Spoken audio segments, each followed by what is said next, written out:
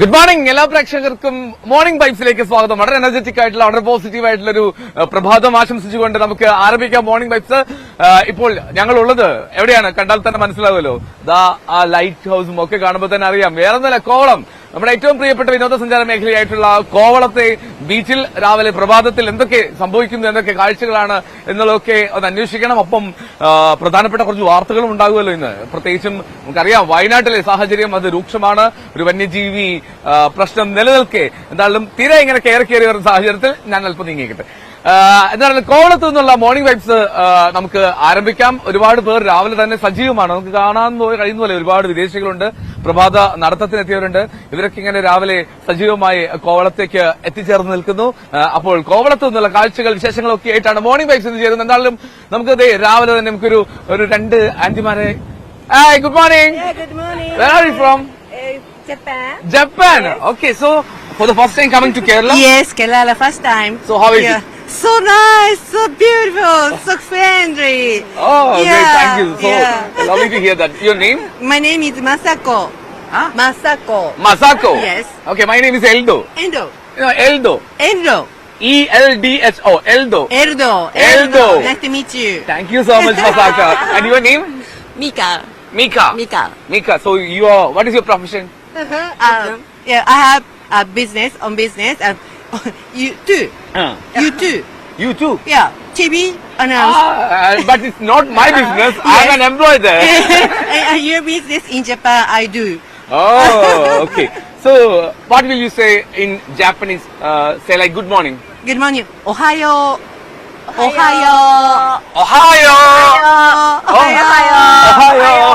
So, okay. Again, how is Kovalam? How is Kovalam, this place? Yeah, this place. We say beach say. Yeah. Kaigan. Po. Yeah. What will you say in Japan? Go. Go. Achite. Po. ഇത് വലിയ പ്രശ്നമായല്ലോ. TV talent. Maybe he too want to come in TV. So how long you will be here in Kerala? 12 days. 12 days. Only 12 days. Only 12 days. Yes. That's so poor. Anyway, thank you so much. Again, good morning in Japanese. Ohio. That Japan will be right. Thank you so much. Arigato. Huh? Nani. How you know that? Nani. Arigato. Nani. Arigato. Nandi. In Kerala. Thank you. Thank you. Yeah, Nandi. Nandi. Who teach you that Nandi? In Kerala people. Okay. Yeah. എന്നാലും മലയാളത്തിൽ നന്ദിയും പറഞ്ഞു. എന്നാലും Ohio Japanese വാക്കാണ് good morning എന്നുള്ളതിന്. നല്ല രണ്ട് പേർ എന്നാലും ഒരുപാട് പേർ ഇങ്ങനെ നമുക്ക് കാണാം അവിടെ രാവിലെ ഈ മത്സ്യബന്ധനത്തിനായി വലിയ ഈ വഞ്ചികൾ അത് വലിച്ചു കൊണ്ടുവന്ന് ഇവരിപ്പോൾ ഈ കടലിലേക്ക് ഇറക്കി ഇവിടെ നിന്ന് അവർ മത്സ്യബന്ധനത്തിനായിട്ട് പോകും. അങ്ങനെ ഒരുപാട് കാഴ്ചകളുണ്ട്, വിശേഷങ്ങളുണ്ട്, വാർത്തകളുണ്ട്, വർത്തമാനങ്ങളുണ്ട് ഒക്കെ നമുക്ക് ചേർക്കാം. ഒരുപാട് മലയാളികൾ ഉണ്ട് ഈ പരിസരത്ത്. ഒപ്പം തന്നെ ഇതുപോലെ വിദേശികളായിട്ടുള്ള ആളുകൾക്കൊപ്പം തന്നെ മലയാളികളും സജീവമാണ്. ചേട്ടാ, രാവിലെ കോവളത്തേക്ക് എവിടെ നിന്നാണ് വരുന്നത്?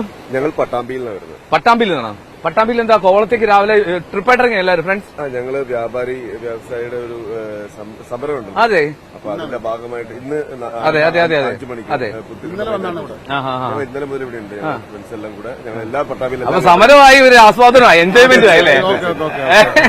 പട്ടാമ്പി അടിച്ചു പൊളിച്ച് സമരം ചെയ്യാൻ ആണല്ലേ? കാരണം ബിസിനസ് ലൈഫിൽ ഒരുപാട് ടെൻഷൻസും പ്രഷേഴ്സും ഉള്ള പേരാണ്. അപ്പൊ അവർക്ക് ഒരു നൈറ്റ് ഇവിടെ സ്റ്റേ ചെയ്ത് നമ്മൾ പിറ്റേ ദിവസം നമ്മളെ പ്രതിഷേധം അറിയിക്കുക, ടെൻഷന്റെ ഇടയിൽ ഒരുമിച്ച് കൂടുക. എൻജോയ്മെന്റും വേണം ഞങ്ങൾക്ക്. പിന്നെ മാത്രം ഇരുന്നിട്ട് കാര്യമില്ല. സ്കൂളിൽ ഇരുന്ന് കഴിഞ്ഞാൽ വൈകുന്നേരത്താണ് പിന്നെ അതിന് ഇറങ്ങുന്നത്. അത് ഒരു ടെൻഷൻ തന്നെയാണ്. ഒരു ദിവസമെങ്കിലും ഒന്ന് ആസ്വദിച്ചിട്ട്. ടെൻഷൻ മാത്രമല്ലല്ലോ, പെട്ടിലേക്ക് ഇപ്പൊ പെട്ടിൽ വരുന്നില്ല. പെട്ടിൽ വന്നിരുന്ന ഒരു കാലം ഉണ്ടായിരുന്നു. ഇപ്പൊ ആ പെട്ടിൽ വരുന്ന കാലമില്ല. കീസ് കാലിയാന്നാണോ? കീസ് കാലിയാണ്. ഇപ്പൊ കാലിയായിട്ടാ പോകുന്നത്. ഈ പോക്ക് പോയി കഴിഞ്ഞാൽ എങ്ങോട്ടാ എത്തുന്നത് ഞങ്ങൾക്കറിയില്ല. ഇപ്പൊ ഞങ്ങള് ഒരു ആത്മഹത്യ വക്കിലാണ് ഇപ്പൊ നിൽക്കുന്നത് വ്യാപാരികളെല്ലാം. അതിന് മേഖല അതിനു വേണ്ടിയിട്ടുള്ള ഒരു സമരം പിടിച്ചിട്ടാണ് ഞങ്ങൾ ചെയ്യുന്നത്. ഓക്കെ, പേരെന്താണ്? പേര് ഷറഫുദ്ദീൻ. എന്റെ സെയ്ദലവി അബ്ദുൽ അസീസ്. ഓക്കെ, അപ്പൊ 3 പേര് പട്ടാമ്പിക്കാരാണ്. പട്ടാമ്പി 50 ആളുണ്ട് ഇവിടെ. ഈ പട്ടാമ്പി റെയിൽവേ സ്റ്റേഷനെ പറ്റി ഒരു കഥയുണ്ടല്ലോ, എല്ലാരും പറയാറുണ്ടല്ലോ പട്ടാമ്പി റെയിൽവേ സ്റ്റേഷൻ. അതെ, മോഹൻലാൽ പറഞ്ഞാൽ അങ്ങനെയാണ് പട്ടാമ്പി റെയിൽവേ സ്റ്റേഷൻ. എന്താണ് ഈ പട്ടാമ്പിയിൽ റെയിൽവേ സ്റ്റേഷൻ ഇത്ര കുഴപ്പം? പട്ടാമ്പിയിലെ റെയിൽവേ സ്റ്റേഷന് കുഴപ്പമുണ്ടായിട്ടല്ല, അതൊരു പട്ടാമ്പിക്ക് എപ്പോഴും ഒരു പ്രത്യേകതയുണ്ട്. ഭയങ്കര ഒരു മലപ്പുറവും പട്ടാമ്പിയുടെ ഒക്കെ ഒരു മൗത്ത് ഒരു വായയാണെന്ന് പറയാം. ആ ഒരു തരത്തിൽ പറയുന്നതാണ്. ഭാരതപ്പുഴ തൊട്ട് ഇപ്പുറത്ത് റോഡ്, ഇപ്പുറത്ത് സ്കൂള്, ഇപ്പുറത്ത് റെയിൽവേ സ്റ്റേഷൻ, അമ്പലം, പള്ളി, ചർച്ചില്ല, എല്ലാം ഉണ്ട്. ചർച്ചുണ്ട് കുറച്ച് വിട്ടിട്ട്, എല്ലാം ടൗണിൽ കൊടുന്ന് തരുന്ന ഒരു ഭാഗമാണ്. നല്ലൊരു സൗഹൃദമുള്ള ഒരു നാടാണ്. ശരി, അപ്പൊ എന്നാലും ഇന്നത്തെ ദിവസം ആസ്വദിക്കുക, ഒപ്പം സമരം അത് ഉഷാറാകട്ടെ. Okay, thank you so much, thank you so much. അപ്പൊ ഏതായാലും കോവളത്ത് നിന്നുള്ള കാഴ്ചകൾ തുടരുകയാണ്. നമുക്ക് തോന്നുന്നു ഇത് അല്പസമയം എടുക്കും, ഇത് വലിച്ച് ഈ കടലിലേക്ക് ഇറക്കാനുള്ള ഒരു സമയം. അതിനു മുമ്പ് നമുക്കൊന്ന് സ്റ്റുഡിയോയിലേക്ക് കൂടി ഒന്ന് അതിവേഗത്തിൽ പോയിട്ട് വരാമെന്ന് തോന്നുന്നു. ഇല്ല, ഇതിനു മുമ്പ് തന്നെ ഇവർ വളരെ എളുപ്പത്തിൽ തന്നെ അത് വലിച്ചു കൊണ്ടുവരാൻ ശ്രമിക്കുന്നില്ല. നമുക്ക് എന്തായാലും ഈ വാർത്തകൾ കൂടി ഒന്ന് അറിയണല്ലോ. വിശേഷം ഈ വെള്ളം ഇറക്കിയിട്ട് പോവാല്ലേ, വെള്ളം ഇറക്കിയിട്ട് എന്തായാലും 5-10 മിനിറ്റ് എടുക്കും. വേണ്ട, കുഴപ്പമില്ല, നമുക്ക് പെട്ടെന്ന് വാർത്ത പോയിട്ട് സ്പീഡ് ന്യൂസ് ആണ്, അതിവേഗത്തിൽ വാർത്ത പോയി വേഗം തിരികെ എത്താം. ഭവ്യ ചെയ്തത്, ഭവ്യ ഈ കോവളത്തെ കാഴ്ചയൊക്കെ ആയിട്ട് ഇങ്ങനെ ആസ്വദിച്ചിരിക്കുകയാണ്. കണ്ടല്ലോ ഇവിടെ നിന്നുള്ള ഈ വിശേഷങ്ങളും വാർത്തകളും ഒക്കെ. അപ്പോ എന്താണ് പ്രധാനപ്പെട്ട വാർത്തകൾ ഭവ്യ? എൽദോ, ഇന്ന് ഒരുപാട് വാർത്തകളുണ്ട്. എന്തായാലും എൽദോ കാഴ്ചകൾ കണ്ടിരിക്കൂ. ഞാൻ വേഗത്തിൽ വാർത്തകൾ നോക്കി എൽദോയിലേക്ക് തിരിച്ചെത്താം.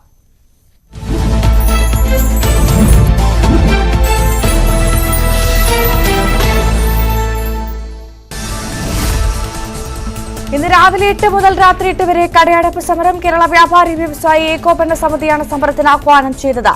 ഒരു വിഭാഗം വ്യാപാരികൾ സമരത്തിൽ പങ്കെടുക്കില്ലെന്ന് അറിയിച്ചിട്ടുണ്ട്. ബിജെപിയുടെ നവീകരിച്ച സംസ്ഥാന കമ്മിറ്റി ഓഫീസ് പാലുകാച്ചി. മരാർജി ഭവന്റെ ഔദ്യോഗിക ഉദ്ഘാടനം പിന്നീട്. കെ സുരേന്ദ്രൻ, കുമ്മനം രാജശേഖരൻ തുടങ്ങിയവർ പാലുകാച്ചൽ ചടങ്ങിൽ പങ്കെടുത്തു. തിരുവനന്തപുരം കോർപ്പറേഷൻ ഓഫീസ് കവാടത്തിൽ UDF കൌൺസിലർമാരുടെ പ്രതിഷേധ ധർണ ഇന്ന്. തദ്ദേശ സ്വയംഭരണ സ്ഥാപനങ്ങളുടെ പ്ലാൻ ഫണ്ട്, മെയിന്റനൻസ് ഗ്രാന്റ് കുടിശ്ശിക നൽകണമെന്ന ആവശ്യം.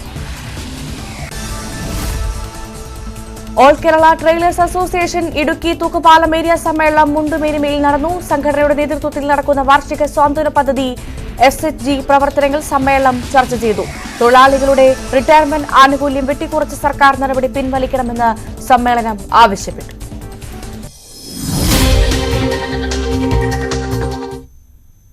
എടരിക്കോട് 110 kV സബ്സ്റ്റേഷനിൽ അറ്റകുറ്റപ്പണികൾ നടക്കുന്നതിനാൽ എടരിക്കോട് മേഖലയിൽ ഇന്ന് വൈദ്യുതി മുടങ്ങും.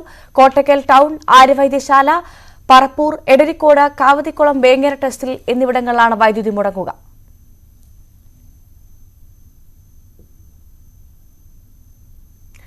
വിജയപുരം രൂപതയുടെ പ്രഥമ സഹായ മെത്രാനായി ഡോക്ടർ ജസ്റ്റിൻ മഠത്തിൽ പറമ്പിൽ അഭിഷിക്തനായി.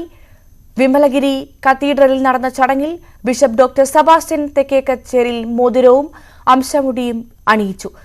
Varapuzha archbishop doctor Joseph കളത്തിപ്പറമ്പിലും Thiruvananthapuram archbishop doctor Thomas നെറ്റോയും മുഖ്യ സഹകാർമ്മികരായി. ഹൈഡ്രജൻ ഹാക്കത്തണലിൽ ജേതാക്കളായി മുട്ടത്തറ എഞ്ചിനീയറിംഗ് കോളേജ് അധ്യാപകർ.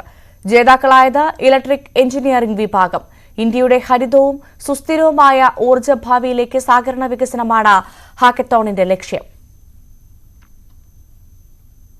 സംസ്ഥാന യുവജനക്ഷേമ ബോർഡിന് കീഴിലുള്ള അവളിടം യുവതീ ക്ലബ്ബുകളുടെ കലാജാഥയ്ക്ക് വളാഞ്ചേരിയിൽ സ്വീകരണം.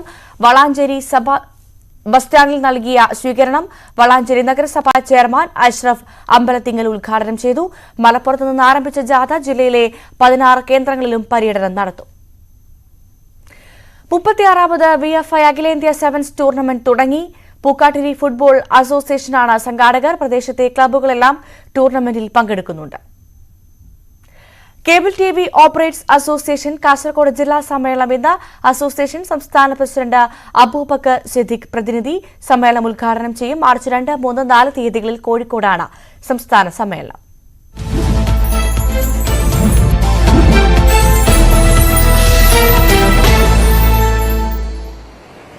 ഓക്കെ, അപ്പോ ഭവ്യ പ്രധാനപ്പെട്ട വാർത്തകളൊക്കെ പങ്കുവച്ചു. വാർത്തകൾ നമുക്ക് ഈ മോർണിംഗ് ബൈറ്റ്സിന്റെ ഒഴിവാക്കാനാവാത്ത ഭാഗമാണ്. നമുക്ക് കൂടുതൽ വാർത്തകളിലേക്ക് റിപ്പോർട്ടർമാർ ലൈവിലേക്കൊക്കെ വരാം. പക്ഷേ ഒപ്പം തന്നെ കോവളത്തെ ചില കാഴ്ചകൾ സന്തോഷങ്ങളൊക്കെ പങ്കുവെച്ച് നമുക്ക് രാവിലെ നമുക്ക് അടിച്ചു പൊളിച്ചങ്ങ് നീങ്ങുകയും ചെയ്യാം. നമുക്ക് കാണാൻ കഴിയുന്നല്ലോ ഇവരിപ്പോൾ അത് ഞാൻ പറഞ്ഞല്ലോ ഈ വള്ളം അത് പുറത്തേക്ക് എത്തിക്കാനുള്ള ശ്രമത്തിലാണ്. നമുക്ക് കാണാം അത് മെല്ലെ മെല്ലെ അവരിങ്ങനെ വലിച്ച് അത് വെള്ളത്തിലേക്ക് ഇറക്കും. ഇനി അതേ സമയത്ത് അങ്ങ് അകലെ സൂര്യൻ ഇങ്ങനെ ഉദിച്ചുദിച്ച് ഇങ്ങനെ വരുന്നു. എന്താ പറയാ, പ്രഭാതം പൊട്ടി വിടർന്നുകൊണ്ടിരിക്കുകയാണ് കോവളത്ത്. നമുക്ക് ഈ ചേട്ടനോട് ചോദിക്കാം. ചേട്ടാ, അപ്പൊ ചേട്ടൻ എങ്ങനെയാ ഈ രാവിലെ ഇതായിട്ട് ഇറങ്ങിയത്? നമ്മള് വള്ളത്തിലേക്ക് പോകണം, പോകണ്ട കടലിലേക്ക്? ചേട്ടില്ല, അവർ പോയിട്ടുണ്ട്. അതാ കാണുന്ന വള്ളമാണ്. അവരിപ്പോ 10 മിനിറ്റ് മുമ്പ് വല വിടും. ഇട്ട് 1 മണിക്ക് വരുമ്പോ വല ഒന്ന് കരയ്ക്ക് കയറും. എത്ര മണിക്ക് വല വലിക്കുക? വല വലിക്കുന്നത് 50 പേര് 60 പേര് ആൾക്കാർ വലിക്കുന്നുണ്ട്. അല്ല, എത്ര സമയം കഴിഞ്ഞിട്ടാ തിരിച്ചു വലിക്കുക? 1 മണിക്ക് ഇപ്പം 10 മിനിറ്റ് തിരിച്ചു വലിക്കും. ഓക്കെ. അപ്പൊ ഇപ്പൊ ഒരു 7:10 7:30 വല വലിക്കും. പക്ഷെ വല വലിച്ച് കയറാൻ ഒരു മണിക്കൂർ സമയം 1 മണിക്ക് കൂടെ പിടിക്കും. 1 മണിക്കൂർ പിടിക്കും. 2 കിലോമീറ്റർ പിടിക്കും. നിങ്ങൾ സ്ഥിരമായിട്ട് ഈ ഭാഗത്ത് തന്നെയാണോ? ഈ ഭാഗത്ത് വിളയ്ക്കും, അവിടെ കോളത്ത് വിളയ്ക്കും. ഇവിടെ വിളയ്ക്കും. ഇപ്പൊ അവിടെ ഇല്ലാത്തണ്ട് ഇവിടെ ഇപ്പൊ മീനില്ല. ഈ ആർമാർ വന്നതിന് ശേഷം ഭയങ്കര തടസ്സമാണ്, മീനില്ല. ആണോ? അത് ഈ പാറ ഉണ്ടല്ലോ, ആ പാറ ഉള്ളിടെ വന്നിട്ട് ഇവിടെ ഭയങ്കര കല്ലും കപ്പലിന് അനക്കുന്ന ശേഷം ഇത്തവണ മീനില്ല. പോയ പ്രാവശ്യം മീനുണ്ട്, ഇത്തവണ ഒരു മീനും ഇല്ല. ഭയങ്കര ബുദ്ധിമുട്ടാണ്. ആണല്ലേ? അപ്പൊ നിങ്ങൾ ഒരു വള്ളത്തിൽ തന്നെ 10 പേരില്ലേ? 10 ഇപ്പൊ വള്ളത്തിൽ 10 പേരുണ്ട്. കമ്പ അടിക്കുന്ന 50 ആൾക്കാർ 60 ആൾക്കാർ. ഇല്ല, ഒന്നും കിട്ടുന്നില്ല. പിന്നെ നമ്മളെ ജീവിതം ഇതില്ലേ, ഇട്ട് അവര് കളക്കുന്നുണ്ട്. പിന്നെ വേറെ ഇവിടെ ആർബർ വന്നതിന് ശേഷം ആർബർ ഞങ്ങൾ കൊടുത്തിട്ടുണ്ട്. ഇതുവരെ ഒന്നും കിട്ടിയില്ല. ഞങ്ങൾ എല്ലാവരും സർക്കാർ എടുക്കാൻ വേണ്ടി എല്ലാ വള്ളവും ഇവിടെയും കൊടുത്തിട്ടുണ്ട്. അതൊക്കെ അവർക്ക് ഇതുവരെ പൈസ ഒന്നും വരെ തന്നില്ല. തരാന്ന് പറയുന്നു. നേരത്തെ ഞങ്ങൾ 15 വർഷമായി കൊടുത്തിട്ട് എല്ലാവരും ഫോട്ടോ എടുത്ത് പേപ്പറൊക്കെ കൊടുത്ത് ഒരു പൈസയും കിട്ടിയില്ല. വീണ്ടും അവർ വന്ന് ഫോട്ടോ എല്ലാം എടുത്തിട്ട് പേപ്പറിലൊക്കെ എടുത്തിട്ട് പോയി. തരാത്തെന്ന് പടച്ചനെ അവർക്ക് അറിയാൻ പറ്റുള്ളൂ. എന്റെ പേര് നിസാമുദ്ദീൻ. ഈ ഇത് നമ്മളെന്താ മോട്ടോർ പിടിപ്പിക്കാത്ത ഈ വള്ളത്തില്? മോട്ടോർ പിടിപ്പിക്കുന്നതിന് ഇപ്പൊ എണ്ണയ്ക്ക് പൈസ ഉണ്ട്. ഈ വെള്ളത്തിലൊക്കെ മോട്ടറുണ്ട്, ഇതിലൊക്കെ ഉണ്ട് മോട്ടർ. ഈ വെള്ളത്തിലുണ്ട്. ശരിയാ. നമ്മൾ ഈ വെള്ളത്തിൽ മോട്ടർ വെക്കാൻ പറ്റൂല. ആണോ? ഓ, അതെന്താ അതിന്റെ ഒരു ഷേപ്പും ഒക്കെ കാരണമാണോ? അതിന് ഷേപ്പില്ല, അതില് മെഷീൻ വെക്കാൻ പറ്റൂല. ഇവിടെ നായശല്യം രൂക്ഷമാണ് അല്ലേ? പക്കി അടിക്കാണ് ഇവിടെ. ഇവിടെ വെളുപ്പിലെ 10, 50, 20 നായ ഉണ്ട് ഇവിടെ. ഡെയിലി ഒരാളെ കടിക്കും. അയ്യോ. ഓക്കെ. ഒരാഴ്ച മുമ്പ് ആ പാർട്ടി കടിച്ചതേ ഉള്ളൂ. ഒരു പൈസ ഇവിടെ എന്നല്ലേ നമ്മുടെ ക്യാമറമാന്റെ ചോട്ടിൽ വന്നിരിക്കുന്നുണ്ട്. ഷിജു ചവറക്ക് കടിയിട്ടാ നോക്കുക. ഷിജു ചവറ ജാഗ്രത. ഇപ്പൊ വല വിടാൻ വേണ്ടത് കിട്ടുന്ന പടച്ച തന്നെ അറിയാൻ പറ്റുള്ളൂ. കിട്ടുന്ന മാസമല്ല മീൻ ഇല്ല ഒട്ടും. കാരണം ഈ ആർബാറം വേണ്ട, ഇത് ഉള്ളിൽ വന്നിട്ടുണ്ട്. ഈ മീൻ കരയ്ക്ക് വരാൻ പറ്റുന്നില്ല. അതാണ് പ്രശ്നം. അതിനുവേണ്ടിയാണ് സർക്കാർ എടുക്കാൻ വേണ്ടി ഞങ്ങൾ കൊടുത്തത്. കൊടുത്തിരിക്കുകയാണ്, അത് തരണ്ടേ? നമ്മള് 50 രൂപ 100 രൂപ പിള്ളേർ കിട്ടുമെന്ന് പറഞ്ഞ് രാവിലെ വന്ന് കിടക്കുകയാണ് എല്ലാരും വന്ന്. ദൈവമേ, ആ ചേട്ടന്റെ പുറകെ പട്ടി കൂടിയിട്ടുണ്ട്. അത് അവരെ പട്ടിയാണത്. നമ്മളാണ് കടിക്കുന്നത്. അവരാണ്ട് പോണാണ്ട. എന്നാ കുഴപ്പമില്ല. ആ ചേട്ടൻ സ്ഥിരമായിട്ട് അഭ്യാസം ചെയ്യുന്നതാണോ? ഇവിടെ അറിയോ? അവിടെ ഉണ്ട്. ഇവിടെ അതിന് എപ്പോഴും വരും. ഇവിടുത്തെ തന്നെയാണോ? ഇവിടെ ലിഫ് കാർഡല്ല, 50 ലിഫ് കാർഡുണ്ട്. പുള്ളി ലൈഫ് കാർഡാണോ? ഇല്ല, അവൻ ലിഫ് കാർഡില്ല. ലിഫ് കാർഡ് കുറച്ച് കഴിഞ്ഞ് വരുമ്പോൾ അതിന്റെ ഓഫീസ് കഴിക്കുന്നുണ്ട്. ശരി ശരി. Okay, thank U. നമുക്ക് അപ്പൊ എന്തായാലും ഈ ഇതുപോലത്തെ കുറെ കാഴ്ചകളുണ്ട് കോവളത്ത്. നമുക്ക് ഓരോ നിമിഷം കാഴ്ചകളിലേക്ക് എത്താൻ എനിക്ക് തോന്നുന്നു. നമുക്കൊരു വാർത്തയിലേക്ക് പോയി വരാം. വളരെ പ്രധാനപ്പെട്ട ഒരു വാർത്തയാണ് BV അരുൺ റിപ്പോർട്ട് ചെയ്യാനുള്ളത് തിരുവനന്തപുരത്ത് നിന്ന്. അതായത് ഈ റോഡ് നിർമ്മാണ വിവാദത്തിൽ കടകംപള്ളി സുരേന്ദ്രനെതിരെ CPM സംസ്ഥാന സമിതിയിൽ അതിരൂക്ഷ വിമർശനം ഉണ്ടായി എന്നുള്ളതാണ് BV അരുൺ നൽകുന്ന വാർത്ത. വിവാദത്തിന് തിരികൊളുത്തിയത് കടകംപള്ളിയാണ് എന്നുള്ളതാണ് പ്രധാനപ്പെട്ട വിമർശനം. പാർട്ടി ഭരിക്കുന്ന നഗരസഭയെ കടകംപള്ളി പ്രതിക്കൂട്ടിൽ നിർത്തിയെന്നും മുതിർന്ന നേതാവിൽ നിന്നുണ്ടാകാൻ പാടില്ലാത്ത നടപടിയാണ് എന്നും പ്രശ്നം അതീവ ഗൌരവമുള്ളതാണെന്നും സംസ്ഥാന സെക്രട്ടേറിയറ്റിന്റെ റിപ്പോർട്ടിൽ പറയുന്നു. അരുൺ ചേരുന്നുണ്ട്. Arun, good morning. ഈ കടകംപള്ളിയെ ഇത്രമാത്രം രൂക്ഷമായി ആക്രമിക്കാനുള്ള അല്ലെങ്കിൽ വിമർശിക്കാനുള്ള സാഹചര്യം എന്താണ്? ശരിക്കും ഈ ഒരു വിവാദത്തിന്റെ ഉത്ഭവം അത് കടകംപള്ളിയിൽ നിന്നാണോ?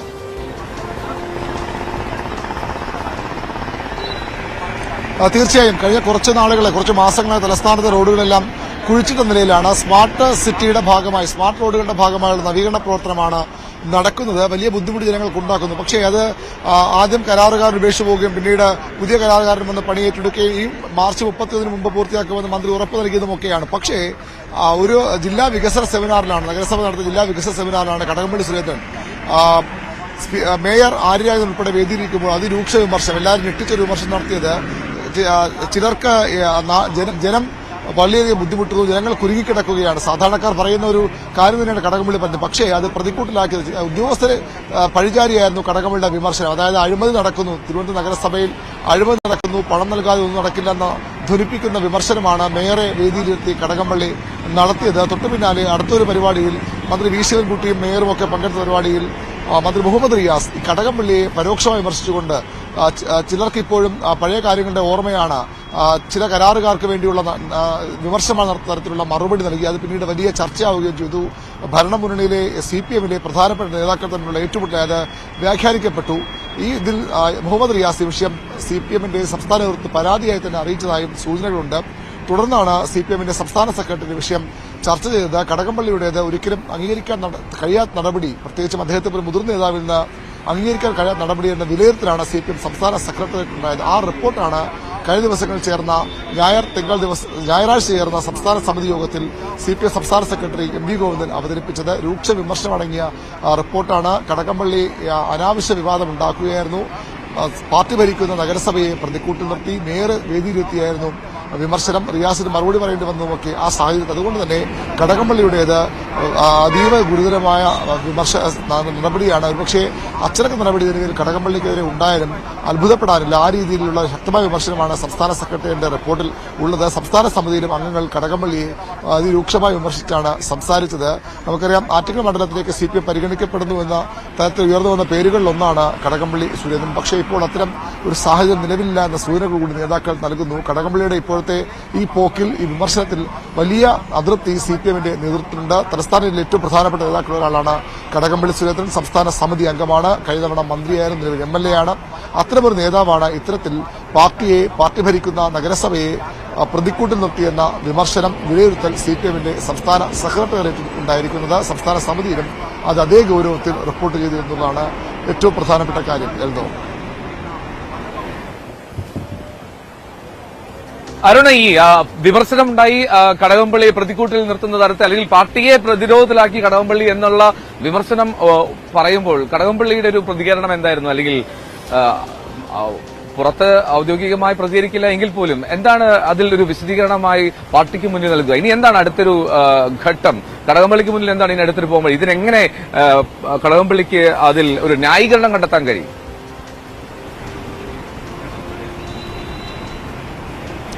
സ്വാഭാവികമായി വിവാദം ഉയർന്നു വന്നതിന് തൊട്ട് പിന്നാലെ കടകംപള്ളി മന്ത്രി റിയാസിനെ അല്ല താൻ വിമർശിച്ചത്, അല്ലെങ്കിൽ റിയാസ് വിമർശിച്ചത് എന്നെ അല്ല എന്ന മറുപടിയുമായി അന്ന് തന്നെ രംഗത്തെത്തിയിരുന്നു. രണ്ടുപേരും നിയമസഭയിൽ ഒരുമിച്ച് നിൽക്കുന്ന ചിത്രം സാമൂഹ്യ മാധ്യമങ്ങളിൽ കടകംപള്ളി സുരേന്ദ്രൻ പങ്കുവച്ചിരുന്നു. പക്ഷേ പലപ്പോഴും നിയമസഭയിൽ ചർച്ച നടക്കുമ്പോൾ പ്രതിപക്ഷം ഈ വിഷയം ഉയർത്തിക്കൊണ്ടുവരും. കടകംപള്ളിയെയും റിയാസും തമ്മിലുള്ള തർക്കമായി പാർട്ടിയിലെ ഉൾപാർട്ടി പ്രശ്നങ്ങളായി ഇത് അവതരിപ്പിക്കപ്പെടുന്നു. അതുകൊണ്ട് തന്നെ വലിയ അതൃപ്തി നേതൃത്വമുണ്ട്. കടകംപള്ളിയെ ഔദ്യോഗികമായ വിഷയത്തിൽ പ്രതികരിക്കാൻ ഇടയില്ല. CPM നേതൃത്വം ഒരുപക്ഷെ ഈ വിവാദം ഈ രീതിയിൽ പരസ്യപ്രതികരണം തയ്യാറാകാൻ ഇടയില്ല. പക്ഷേ കടകംപള്ളിയുടെ ഇപ്പോഴത്തെ നീക്കങ്ങളിൽ ഈ റിയാസിനെതിരെയും അതുപോലെ തന്നെ നഗരസഭയ്ക്കെതിരെയുമൊക്കെയുള്ള വിമർശനങ്ങളിൽ കടുത്ത അതൃപ്തി നേതൃത്വത്തിനുണ്ട്. അതൊരു നടപടിയിലേക്ക് പോകുമോ എന്ന സൂചനകൾ ചില നേതാക്കൾ നൽകുന്നു. പക്ഷേ അത് സ്ഥിരീകരണമില്ല. ഒരുപക്ഷെ ഒരു താക്കീതുൾപ്പെടെ നടപടികളിലേക്ക് അധികം വൈകാതെ ഈ കാര്യങ്ങൾ പോയാലും അത്ഭുതപ്പെടാനില്ല. അത്രയധികം പാർട്ടി ഭരിക്കുന്ന ഭരണസമിതിയുള്ള നഗരസഭയ്ക്ക് ഒക്കെ കടകംപള്ളി അവമതിപ്പുണ്ടാക്കിയെന്ന വികാരം CPM-ൽ ശക്തമാണ്. അത് ഉന്നത നേതൃത്വം തന്നെ ആ ഉത്തരവിൽ വികാരമുണ്ട്. അതിന്റെ പ്രതിഫലനമാണ് സംസ്ഥാന സമിതിയിലുണ്ടായത്, സംസ്ഥാന സെക്രട്ടേറിയറ്റിൽ ഉണ്ടായത്. സംസ്ഥാന സെക്രട്ടറി തന്നെ റിപ്പോർട്ട് വയ്ക്കുമ്പോൾ സ്വാഭാവികമായും അതിന്റെ ഗൌരവം കൂടും. കടകംപള്ളി ഏതെങ്കിലും പ്രതികരണം തയ്യാറാകുമോ എന്ന കാര്യം ഇനിയും അറിയേണ്ടതുണ്ട്.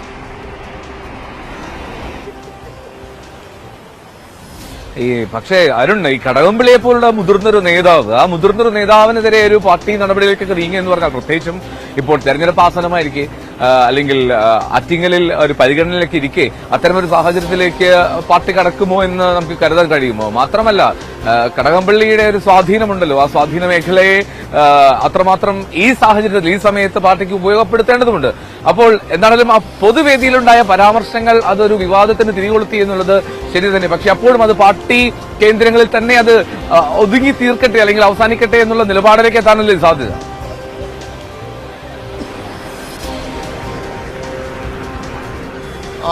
എൽദോ, തലസ്ഥാന നഗരസഭ CPM-ന് ഏറ്റവും പ്രധാനപ്പെട്ട ഒരു ഭരണസമിതിയാണ്. തലസ്ഥാന നഗരസഭ BJP പിടിക്കുമെന്ന തരത്തിലുള്ള പോക്കായിരുന്നു കഴിഞ്ഞ തദ്ദേശ തെരഞ്ഞെടുപ്പ് കാലത്തൊക്കെ. പക്ഷേ അവിടെ നിന്ന് മികച്ച വിജയം ഇടതുമുന്നണി നഗരസഭയിൽ നേടി നിലനിർത്തി. പക്ഷേ ആ ഒരു വിജയത്തിനെ അനുസരിച്ച് നഗരസഭയുടെ പ്രവർത്തനം മുന്നോട്ട് പോകുന്നില്ലെന്ന പരാതികൾ ശക്തമാണ്. അത്തരം വിലയിരുത്തലുകളും വിമർശനങ്ങളും ശക്തമാണ്.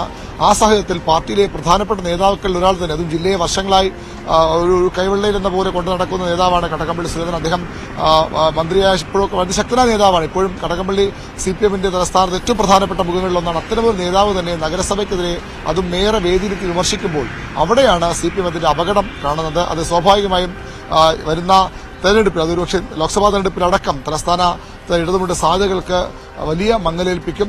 തദ്ദേശ തെരഞ്ഞെടുപ്പിൽ സ്വാഭാവികമായും അത് വലിയ പ്രചരണായുധമാക്കി BJP-യും കോൺഗ്രസും കൊണ്ടുവരുമെന്നും ഉറപ്പാണ്. അതുകൊണ്ട് തന്നെ അത്തരമൊരു അവസരം ശത്രുക്കൾക്ക് തുറന്നുകൊടുത്തത് കടകംപള്ളിയാണ്. സ്വാഭാവികമായും ജനങ്ങൾക്ക് വിമർശനമുണ്ട്, ഇത് ബുദ്ധിമുട്ടുന്ന ആളുകളുണ്ട്, അത് സർക്കാരുമൊക്കെ അംഗീകരിക്കുന്നത്. അതിനപ്പുറത്തേക്ക് നേതാവ് തന്നെ ഇത് നേരെ വേദിയിലെത്തി പറയുമ്പോൾ അതിന്റെ ഒരു ആഴം, അതിന്റെ വ്യാപ്തി വളരെ വലുതാണ്. അത്തരമൊരു പരാമർശം നടത്തി അങ്ങനെ വിവാദമുണ്ടാക്കിയ കടകംപള്ളിക്കെതിരെ നടപടി വേണമെന്ന ആവശ്യം പാർട്ടിയിൽ ശക്തമാണ്. അത് ഒരുപക്ഷെ തലസ്ഥാനത്ത് പ്രധാനപ്പെട്ട നേതാക്കൾ പോലും അത്തരമൊരു ആവശ്യം സംസ്ഥാന നേതൃത്വത്തിന് മുന്നിൽ വച്ചു എന്ന സൂചനകളുമുണ്ട്. അതിനെക്കുറിച്ച് സ്ഥിരീകരണം വരേണ്ടതുണ്ട്. എന്ത് ചോദിച്ച മറ്റൊരു കാര്യം വളരെ പ്രസക്തമാണ്. കടകംപള്ളിയെ പോലെ ഒരു മുതിർന്ന നേതാവിനെതിരെ ഈ തെരഞ്ഞെടുപ്പ് കാലയളവിൽ, തെരഞ്ഞെടുപ്പ് വേളയിൽ നടപടി ഉണ്ടാകുമോ എന്ന ചോദ്യം വളരെ പ്രസക്തമാണ്. പക്ഷേ CPM-ന്റെ സംഘടന വെച്ച് നോക്കുമ്പോൾ നേരത്തെയൊക്കെ തെരഞ്ഞെടുപ്പ് കാലത്ത് പാർട്ടി നടപടി ഉണ്ടാകാറില്ല. ഇപ്പോൾ അതുപോലും മാറ്റിവെക്കണം. ഗുരുതരമായ പ്രശ്നമുണ്ടെങ്കിൽ നടപടിയെടുത്തു തന്നെ പോകണമെന്നൊരു അഭിപ്രായം CPM-ൽ ശക്തമാണ്. അതുകൊണ്ട് കടകംപള്ളിക്ക് നടപടി ഇതുവരെ ഉണ്ടായതായോ അല്ലെങ്കിൽ നടപടിക്ക് വിശദീകരണം ചോദിക്കാൻ അടക്കമുള്ള കാര്യം ഉണ്ടായോ എന്ന കാര്യമൊന്നും വ്യക്തമല്ല. പക്ഷേ അങ്ങനെ നടപടി വേണമെന്ന ആവശ്യം CPM-ൽ ശക്തമാണ്. അത് ഉണ്ടായാലും അത്ഭുതപ്പെടാനില്ല എന്നാണ് ഞാൻ പറയുന്നത്. ഉറപ്പായിട്ടും അരുൺ, വ്യക്തമാണ്. ഇനി മറ്റൊരു പ്രധാനപ്പെട്ട കാര്യം, ഈ ഒരു വശത്ത് കടകംപള്ളി ആണെങ്കിൽ മറുവശത്ത് ഉള്ളത് അത് മുഹമ്മദ് റിയാസ് ആണ്. ഈ കടകംപള്ളി എന്ന ഒരു മുതിർന്ന നേതാവ് അത് ഇപ്പൊ നടപടി നേരിടുകയാണെന്ന് ഇരിക്കട്ടെ, അപ്പോൾ പോലും അത് വലിയൊരു തരത്തിൽ വേറൊരു രാഷ്ട്രീയ വ്യാഖ്യാനത്തിനോ രാഷ്ട്രീയ വിവാദത്തിനോ ചർച്ചകൾക്കൊക്കെ വഴിനിൽക്കില്ലേ? കാരണം മറുവശത്ത് ഇപ്പോൾ രാഷ്ട്രീയ പ്രതിയോഗികളെങ്കിലും മുഖ്യമന്ത്രിയുടെ മരുമകൻ എന്ന് അല്ലെങ്കിൽ അതിന് പരിഗണന ലഭിക്കുന്നു എന്നുള്ള വിമർശനങ്ങളൊക്കെ ഉന്നയിക്കുന്ന സാഹചര്യത്തിലെങ്കിലും മുഹമ്മദ് റിയാസും കടകംപള്ളിയും രണ്ടുപേരും ആ പൊതുവേദിയിലുണ്ടായ ഒരു വാക്പോരായതുകൊണ്ട് തന്നെയാണ് എന്റെ ഒരു സംശയം. കാരണം അത് ഏത് തരത്തിലാണ് പ്രതിപക്ഷവും മറ്റ് പ്രതിയോഗികളും ഉപയോഗിക്കുക എന്നുള്ള ഒരു ആശങ്കയും CPM-നുണ്ടാകില്ലേ?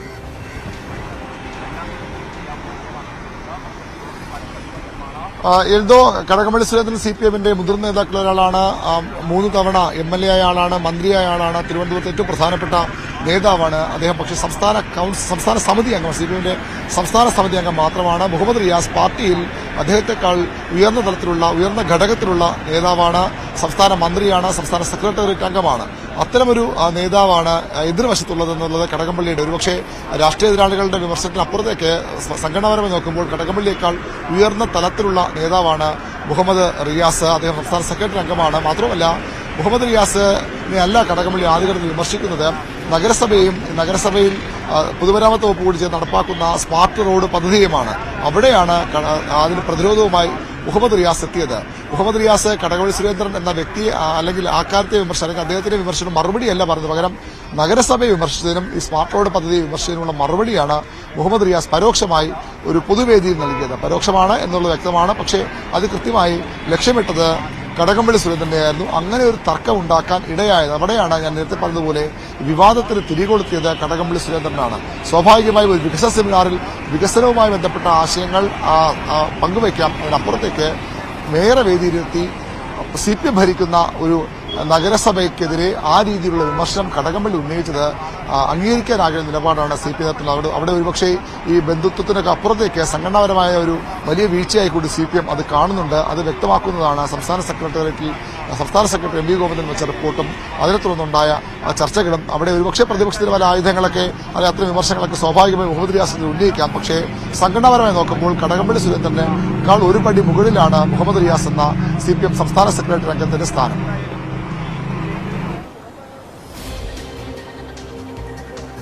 ഓക്കെ, എന്താണ് BV അരുണാണ് വാർത്തയുടെ വിശദാംശങ്ങൾ നൽകിയത്. വളരെ പ്രധാനപ്പെട്ട, അല്ലെങ്കിൽ ഇനി വരും ദിവസങ്ങളിൽ അതൊരു ചർച്ചയാകാൻ സാധ്യതയുള്ള ഒരു വാർത്തയാണ് BV അരുൺ നൽകിയത്. നമ്മൾ വീണ്ടും കോളത്തെ കാഴ്ചകളിലേക്ക് മടങ്ങിയെത്തിയാണ്. നമ്മൾ ആദ്യം പറഞ്ഞതുപോലെ ഒരു വള്ളം അങ്ങ് ദൂരെ നമുക്ക് കാണാൻ കഴിയുമോ എന്നറിയില്ല, അങ്ങ് ദൂരെ മുതൽ വലയിട്ട് വരുന്നതാണ്. ആ വലയുടെ ഒരു അറ്റമാണ് ഇപ്പോൾ ഇവിടെ ഇരുന്ന് വലിച്ചുകൊണ്ടിരിക്കുന്നത്. ഈ വല ഇങ്ങനെ അതിങ്ങനെ വട്ടത്തില് ഇട്ടിട്ടിട്ട് ഇങ്ങ് വരും. അപ്പോ വന്ന് ഏറ്റവും ഒടുവിൽ അത് വലിച്ച് കയറ്റും. അതിൽ മീനുണ്ടാകുമെന്നുള്ള പ്രതീക്ഷയിൽ ഒരുപാട് പേർ ഇങ്ങനെ മത്സ്യത്തൊഴിലാളികൾ കാത്തിരിക്കുകയാണ്. അപ്പോൾ സ്ഥിരം കോവളത്തെ കടൽ തീരങ്ങളിൽ പ്രധാനപ്പെട്ട കാഴ്ചയാണ്. എനിക്ക് വേണമെങ്കിൽ ചേട്ടൻ അവരെ വിളിക്കുകയെന്ന് തോന്നുന്നു തിരികെ. അതോ ഇനി കറങ്ങാൻ പറയുന്നതാണ് ഞാൻ ചോദിച്ചു. ചേട്ടൻ ഇപ്പൊ അവിടെ നിന്ന് അങ്ങോട്ട് അവരോട് പറഞ്ഞത് എന്താണ്? അറിയില്ല, ചേട്ടൻ പറയില്ല. ചേട്ടൻ ഒരു കാര്യം ചോദിച്ചോട്ടെ, ഇപ്പൊ ആ ചേട്ടൻ അവരോട് ഇങ്ങനെ കാണിച്ചത് എന്താണ്? അവരോട് വള്ളത്തില് വളച്ചോണ്ട് വരാൻ പറഞ്ഞാണോ? Okay okay okay okay. അപ്പൊ എന്തായാലും അവരുടെ ജോലി നടക്കട്ടെ. അവർ അതിന്റെ ഒരു പ്രയത്നത്തിലാണ്. രാവിലെ തന്നെ ഈ കടൽ തീരത്തെത്തി അവർ മത്സ്യം ബന്ധനത്തിനായി അവർ കടലിലേക്ക് പോയി. വല ഇങ്ങനെ വട്ടത്തിലിട്ട് അതിങ്ങനെ ഏതാണ്ട് ഇപ്പോഴും തീരില്ല. ഇപ്പോഴൊന്നും ആ വല തിരികെ വലിച്ച് തീരില്ല. ഏതാണ്ട് 2 മണിക്കൂർ എടുക്കും അല്ലേ? 2 മണിക്കൂർ എടുക്കുമായിരിക്കും കേട്ടോ. 1.5 മണിക്കൂർ എടുക്കും. ആ ഓക്കെ. 1.5 മണിക്കൂർ പിടിക്കും. പേടിക്കണ്ട, മീൻ വരുമ്പോ എല്ലാവരും ഇഷ്ടം പോലെ വരട്ടെ. നിങ്ങൾ പ്രാർത്ഥിക്കും പടച്ചവനെ മീൻ വരണമെന്നില്ല. അതെ, ഉറപ്പായിട്ടും ഇത്രയും ആൾക്കാരെ വളയ്ക്കാണ് കേട്ടോ, ഇത്രയും വളയ്ക്കാണ്. അതെ, ആൾക്കാരെ വളയ്ക്കുമ്പോ ഒന്നും കിട്ടിക്കില്ലെങ്കിൽ ഭയങ്കര വിഷമമാണ്. അപ്പൊ ഇനി ഉറപ്പായിട്ടും മീൻ കിട്ടട്ടെ. നിറയെ മീൻ കിട്ടട്ടെ നോക്കാം. അവിടെ ഉണ്ട് അല്ലേ? അപ്പൊ ഇപ്പൊ 2 വള്ളം പോയിട്ടുണ്ടോ ചുറ്റി വരെ? ഓക്കെ. അപ്പൊ ഇത് ആ വലയുടെ വലയുടെ ഒരറ്റത്തുള്ള കയറ് മാത്രമാണ് വലിക്കുന്നത്. മറുവശത്തുള്ള അറ്റം അത് അപ്പുറത്തായിരിക്കും വലിക്കുക. അപ്പൊ എന്നാലും കോവളത്തുള്ള ഒരു കാഴ്ചയാണത്. മറുവശത്ത് അങ്ങോട്ട് നോക്ക്, ഒരുപാട് പേര് സജീവമായി രാവിലെ തന്നെ എത്തിയിട്ടുണ്ട്. Hello, good morning. Just a minute. So where are you from? Hare Krishna. Yeah? Hare Krishna. We are from ISKCON. Srila Prabhupada ki jai. ISKCON, Belarus. International Society of Krishna Consciousness. Okay. Great. So how long you have been in Kerala? 1 month. Okay. So you are enjoying? Yes. How is it? Which place you like the most? This Kovalam Festival. But why? For the first time we are here. Oh, okay. So you went to Munnar or Thekkady something? Oh, we was going to Kanyakumari, to Padmanabha Swami, Krishna Balaram Temple, different places. So you are devotees of Krishna? Yes. Lord Krishna's devotees? Lord Krishna devotees. Oh, great. Great to hear. Hare Krishna, beans, Oh, okay. Oh, it's okay. So your name? Natalia. Natalia, and yours? Krishna Radhya. Krishna Radhika. Yes. Oh, your name? Tarinim. Devidasi. Oh. I'm Devidasi, the same. Devidasi. And she's Devidasi. Oh, really? Yeah. Okay. Really happy to see you in the morning. Okay. We like India very much. Thank you so much. Thank you for being our guest. Thank you. അപ്പോൾ ഇതാണെങ്കിലും വളരെ വ്യത്യസ്തരായിട്ടുള്ള വിദേശികളെയൊക്കെ കാണാൻ കഴിയുന്നുണ്ട് എന്നുള്ളതാണ്. ഈ കോവളത്തെ ഈ പ്രഭാത നടത്തങ്ങളിൽ ഇങ്ങനെ നടക്കുമ്പോൾ ഒരുപാട് പേർ ഇങ്ങനെ ഉണ്ട്. നമുക്കിപ്പോ അതിലേക്കൊക്കെ എത്താം. അതിനു മുമ്പ് നമുക്കൊരു നമ്മുടെ ഒരു റിപ്പോർട്ട് കണ്ട ശേഷം മടങ്ങിയെത്തിയാലോ എന്നുള്ളൊരു ആലോചനയാണ്. അതായത് നമ്മുടെ സ്മാർട്ട് ഈ കേരളത്തിലെ സസ്യസമ്പത്തിനെ കുറിച്ചുള്ള സമഗ്ര വിവരങ്ങൾ ഉൾപ്പെടുത്തിക്കൊണ്ട് ഹോർത്തൂസ് മലബാറിക്കൂസ് എന്ന ഗ്രന്ഥ സമുച്ചയത്തിന്റെ നിർമ്മാണത്തിൽ മുഖ്യ പങ്ക് വഹിച്ച ഇട്ടി അച്യുതൻ വൈദ്യര്, അദ്ദേഹത്തിന്റെ ഔഷധത്തോട്ടത്തിലേക്കുള്ള ഒരു യാത്രയിലേക്കാണ് നമ്മൾ ഇനി പോവുക. അവിടെ അശ്വതി പിള്ളയാണ് ചേരുക. നമ്മുടെ പ്രിയപ്പെട്ട ഇട്ടി അച്യുതൻ വൈദ്യരുടെ ഔഷധത്തോട്ടത്തിലെ കാഴ്ച കാണാം ഇനി. ഈ നുരഞ്ഞൊഴുകുന്ന ചിറ്റാറിന്റെ തീരത്താണ് ഈ ബൊട്ടാണിക്കൽ ഗാർഡൻ ഉള്ളത്. പ്രധാനമായിട്ടും ബൊട്ടാണിക്കൽ ഗാർഡൻ ഒരു സ്ഥലം ചൂസ് ചെയ്തപ്പോൾ ഈ ഒരു സ്ഥലം അത് തിരഞ്ഞെടുക്കാൻ പ്രധാനപ്പെട്ട കാരണം ഈ വളരെ മനോഹരമായ ചിറ്റാറാണ്. ഇത് വാമനപുരം നദിയിലേക്കാണ് ഈ ഒഴുകി ചെന്ന് എത്തുന്നത്. അപ്പോൾ നമ്മളിവിടെ വളരെ മനോഹരമായിട്ടൊരു ആവാസ വ്യവസ്ഥയുണ്ട് എന്നുള്ളതിന് തെളിവാണ്. ഇവിടെ ഒരുപാട് കുരങ്ങന്മാരുണ്ട്, നമ്മളതിനെ കണ്ടു. ഇപ്പം ഞാൻ നിൽക്കുന്നത് ഇട്ടി അച്യുതൻ വൈദ്യന്റെ ഔഷധ സസ്യാരാമത്തിലാണ്.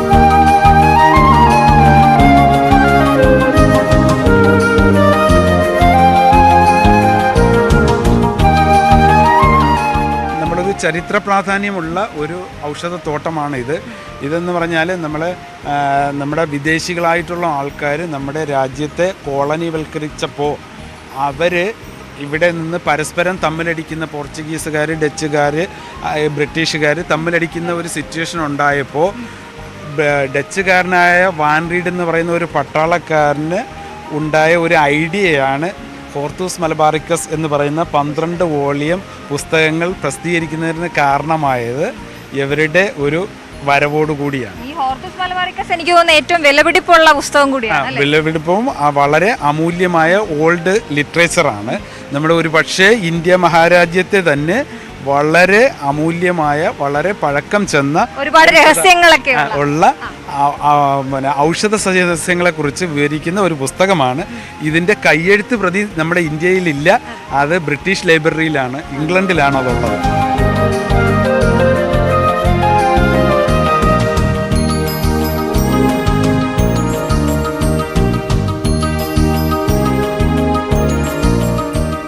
ഈ കാണുന്ന കുളം എന്ന് പറയുന്നത് ഇത് നാച്ചുറൽ അല്ല, ഇത് കൃത്രിമമായിട്ടുണ്ടാക്കിയിട്ടുള്ള ഒരു കുളമാണ്.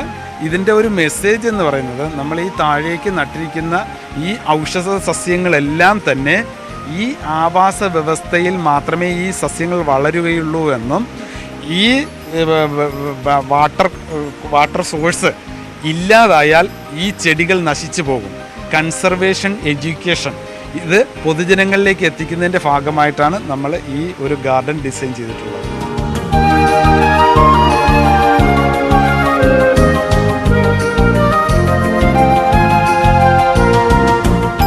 നമ്മളിപ്പോൾ നിൽക്കുന്നത് പാലോട് ജവഹർലാൽ നെഹ്റു ട്രോപ്പിക്കൽ ബൊട്ടാണിക് ഗാർഡനിലെ മെഡിസിനൽ ഗാർഡനിൽ ആണ് നമ്മൾ നിൽക്കുന്നത്. മെഡിസിനൽ ഗാർഡൻ്റെ ഇതിൻ്റെ എൻട്രൻസ് ആണ്.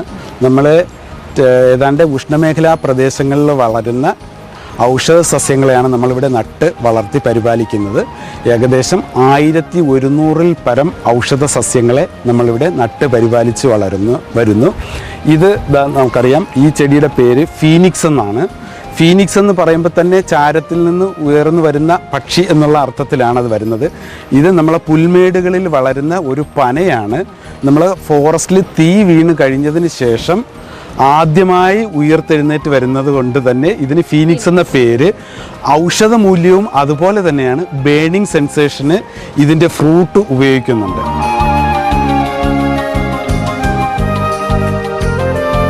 നമ്മുടെ ഈ വലത് സൈഡിൽ നമ്മൾ കാണുന്നത് കിരിയാത്ത്, വള്ളിക്കിരിയാത്ത് എന്ന് പറയുന്നതാണ്. കിരിയാത്ത് എന്ന് പറയുന്ന ആൻഡ്രോഗ്രാഫിസ് പാനിക്കുലേറ്റയാണ്. അതല്ല, ഇത് വള്ളിക്കിരിയാത്താണ്. അപ്പോൾ ഇത് നമുക്ക് ഈ ചെടികളെ നമ്മളിവിടെ നോക്കിക്കഴിഞ്ഞാൽ നമ്മൾ സാധാരണ ഈ ചെടികളെ ഇങ്ങനെ നട്ട് വളർത്തുമ്പോൾ 2 രീതിയിലാണ് സസ്യപരിപാലനം ഉള്ളത്. In situ conservation, ex situ conservation. നമ്മൾ TBJRയിൽ ചെയ്യുന്ന എക്സിറ്റു കൺസർവേഷനാണ്. എക്സിറ്റു കൺസർവേഷൻ എന്ന് പറഞ്ഞാൽ ചെടികളെ അതിൻ്റെ ആവാസ വ്യവസ്ഥയിൽ നിന്ന് മറ്റൊരു ആവാസ വ്യവസ്ഥയിൽ വളർത്തിയെടുക്കുന്നതിനാണ് എക്സിറ്റു കൺസർവേഷൻ എന്ന് പറയുന്നത്.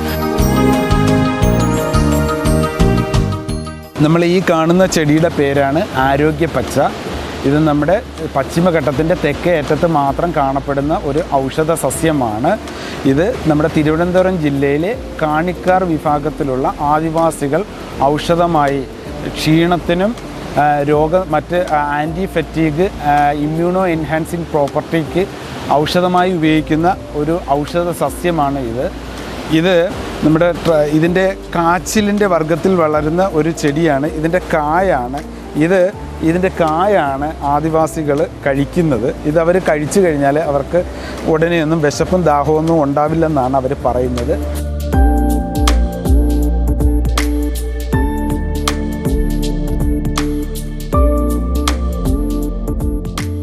ഇദ്ദേഹമാണ് ഇട്ടി അച്യുതൻ എന്ന് പറയുന്ന നമ്മുടെ 18-ാം നൂറ്റാണ്ടിലുണ്ടായിരുന്ന ഫിഷഗ്വരന്.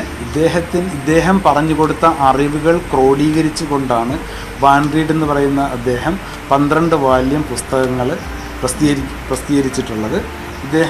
ഇതിൻ്റെ നമ്മുടെ ഈ ഇടത് കൈയുടെ കൈത്തണ്ടയിൽ നമ്മുടെ ഇടത് കൈയുടെ മുട്ട് വെച്ചിട്ട് നമ്മൾ ഇങ്ങനെ വിരലിലേക്ക് ഇങ്ങനെ വെച്ച് കഴിഞ്ഞാൽ പൾസ് നോക്കിയിട്ട് അദ്ദേഹം നമുക്ക് നമ്മുടെ രോഗം നിർണ്ണയിക്കാനുള്ള കഴിവ് അദ്ദേഹത്തിനുണ്ടായിരുന്നു.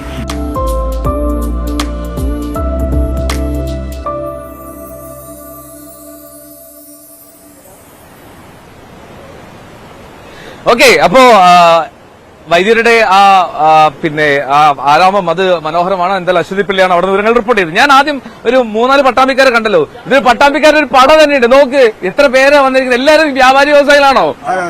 വ്യാപാരി വ്യവസായിയുടെ പട്ടാമ്പി ശങ്കരമംഗലം യൂണിറ്റിന്റെ എല്ലാവരും കണ്ട് പറഞ്ഞോ. പട്ടാമ്പി ശങ്കരമംഗലം യൂണിറ്റിന്റെ ഭാരവാഹികളാണ് ആണല്ലേ എല്ലാവരും. ഇന്ന് നടക്കുന്ന ധർണയുടെ ഭാഗമായിട്ട് വന്നതാണ്. ഓക്കെ, ഈ ധർണ എങ്ങനെ വിജയിക്കുന്നുള്ള പ്രതീക്ഷിക്കുന്നുണ്ടോ? തീർച്ചയായിട്ടും പ്രതിഷേധം അത് എത്തേണ്ടടുത്ത് എത്തും. തീർച്ചയായിട്ടും ഇവിടെ ആദ്യമായിട്ടാണ് പുത്തരികണ്ട മൈതാനത്ത് വ്യാപാരികളുടെ ഒരു പ്രതിഷേധം നടക്കുന്നത്. മുൻ വർഷങ്ങളെല്ലാം മറ്റുള്ള രാഷ്ട്രീയ പാർട്ടികൾ നടത്തുമ്പോൾ ഒരു സംഘടന എന്ന രീതിക്ക് വ്യാപാരികൾ ഇത്തരത്തിലൊരു സമരം ആദ്യമായിട്ടാണ്. അതുകൊണ്ട് തന്നെ ഇത് അധികാര കേന്ദ്രം എത്തുകയും ഇത് വൻ വിജയമായി തീരുന്ന പൂർണ്ണ വിശ്വാസം നമുക്കുണ്ട്. 5 ലക്ഷത്തോളം വരുന്ന വ്യാപാരികളുടെ ഒപ്പ് ശേഖരിച്ചുകൊണ്ട് ഏകദേശം 1 ലക്ഷത്തോളം വ്യാപാരികൾ ഇന്ന് തിരുവനന്തപുരത്ത് അണിനിരക്കും. പട്ടാമ്പി യൂണിറ്റിൽ നിന്നാണ് ഞങ്ങൾ വരുന്നത്. പട്ടാമ്പി യൂണിറ്റിൽ നിന്ന് ഞങ്ങൾ 100-ലധികം ആളുകൾ ഇവിടെ തന്നെ സംഘടിപ്പിച്ചിട്ടുണ്ട്. ഡയറക്റ്റ് ഇപ്പൊ അങ്ങോട്ട് തിരുവനന്തപുരം പുത്തരിക്കണ്ട മൈതാനത്തിലേക്ക് ഒരു 100-ലധികം ആളുകൾ വേറെ വന്നുകൊണ്ടിരിക്കണം. ഒരു പാലക്കാട് ജില്ലയിലെ ഒരു യൂണിറ്റിനെ സംബന്ധിച്ചാണ് ഞാൻ ഈ പറയുന്നത്. ഒരു 160 യൂണിറ്റോളം വരുന്ന പാലക്കാട് ജില്ലയിൽ മാത്രം ഞങ്ങളൊരു 14,000 അടുത്ത ആളുകളെ പ്രതീക്ഷിക്കുന്നു. 5 ലക്ഷത്തിലധികം ആളുകളെ ഞങ്ങൾ ഉൾക്കൊള്ളാൻ കഴിയുമെന്ന് പ്രതീക്ഷിക്കുന്നു. ഒപ്പ് ശേഖരിച്ച് വന്ന ഈ പ്രയത്നത്തിൽ ചുരുങ്ങിയത് അത്രത്തോളം ആളുകളെയും പങ്കെടുപ്പിച്ച് ഈ പരിപാടി വൻ വിജയമാക്കുവാനാണ് ഞങ്ങൾ പ്രയത്നിക്കുന്നത്. ഓക്കെ, ഉറപ്പായിട്ടും എന്നാൽ നിങ്ങളുടെ പരിപാടി വൻ വിജയട്ടെ. എന്നാൽ ഈ അത് നമ്മൾ മാറ്റി നിർത്തുന്നു. പ്രതിഷേധം അത് ഫലത്താവട്ടെ എന്ന് ആശംസിക്കുന്ന ആത്മാർത്ഥമായിട്ട്. ഈ ആഘോഷം എങ്ങനെ പോകുന്നു ഈ പ്രതിഷേധത്തിന് മുമ്പുള്ള? അത് അടിപൊളിയാണ്. പല പ്രായത്തിലുള്ള ആൾക്കാരും പല വ്യാപാരികളും വ്യവസായികളുമാണ്. പക്ഷെ എല്ലാവരും ഒരേ മനസ്സോടെ എല്ലാവരും കുഞ്ഞു കുട്ടികളെ ഇതാ ഞങ്ങൾ ഏറ്റവും മുതിർന്ന ചേട്ടൻ മറ്റേ ഇക്കാക്ക വരെ റസാക്ക വരെ ഇന്ന് ഞങ്ങളെക്കാൾ ചെറിയ യുവാവായിട്ടാണ് ഞങ്ങൾക്ക് ഈ തിരക്ക് പിടിച്ച കച്ചവടത്തിന്റെ സമയത്ത് ഒന്നിനും ഒഴിവില്ലാത്ത സമയത്ത് ഇതൊരു ഗ്യാപ്പാണ്. അടിപൊളി. ഞാൻ ഇതിൽ നിങ്ങളൊരു ഓളം വെച്ച് പാട്ടൊക്കെ പാടാൻ പറ്റുന്ന ആരാളെ കണ്ടോ? എനിക്കറിയായിരുന്നു ഇതിനകത്തൊരു പാട്ടുകാരൻ ഉണ്ടാവും എന്നാണ്. ആരാണ്? ഞാനൊഴിച്ചെല്ലാവരും പാടും. ഞാനൊഴിച്ചെല്ലാവരും പാടും. കുളിമുറിയിൽ പാടാറില്ലേ? കുളിമുറിയിൽ പാടാത്ത ആരാളെ?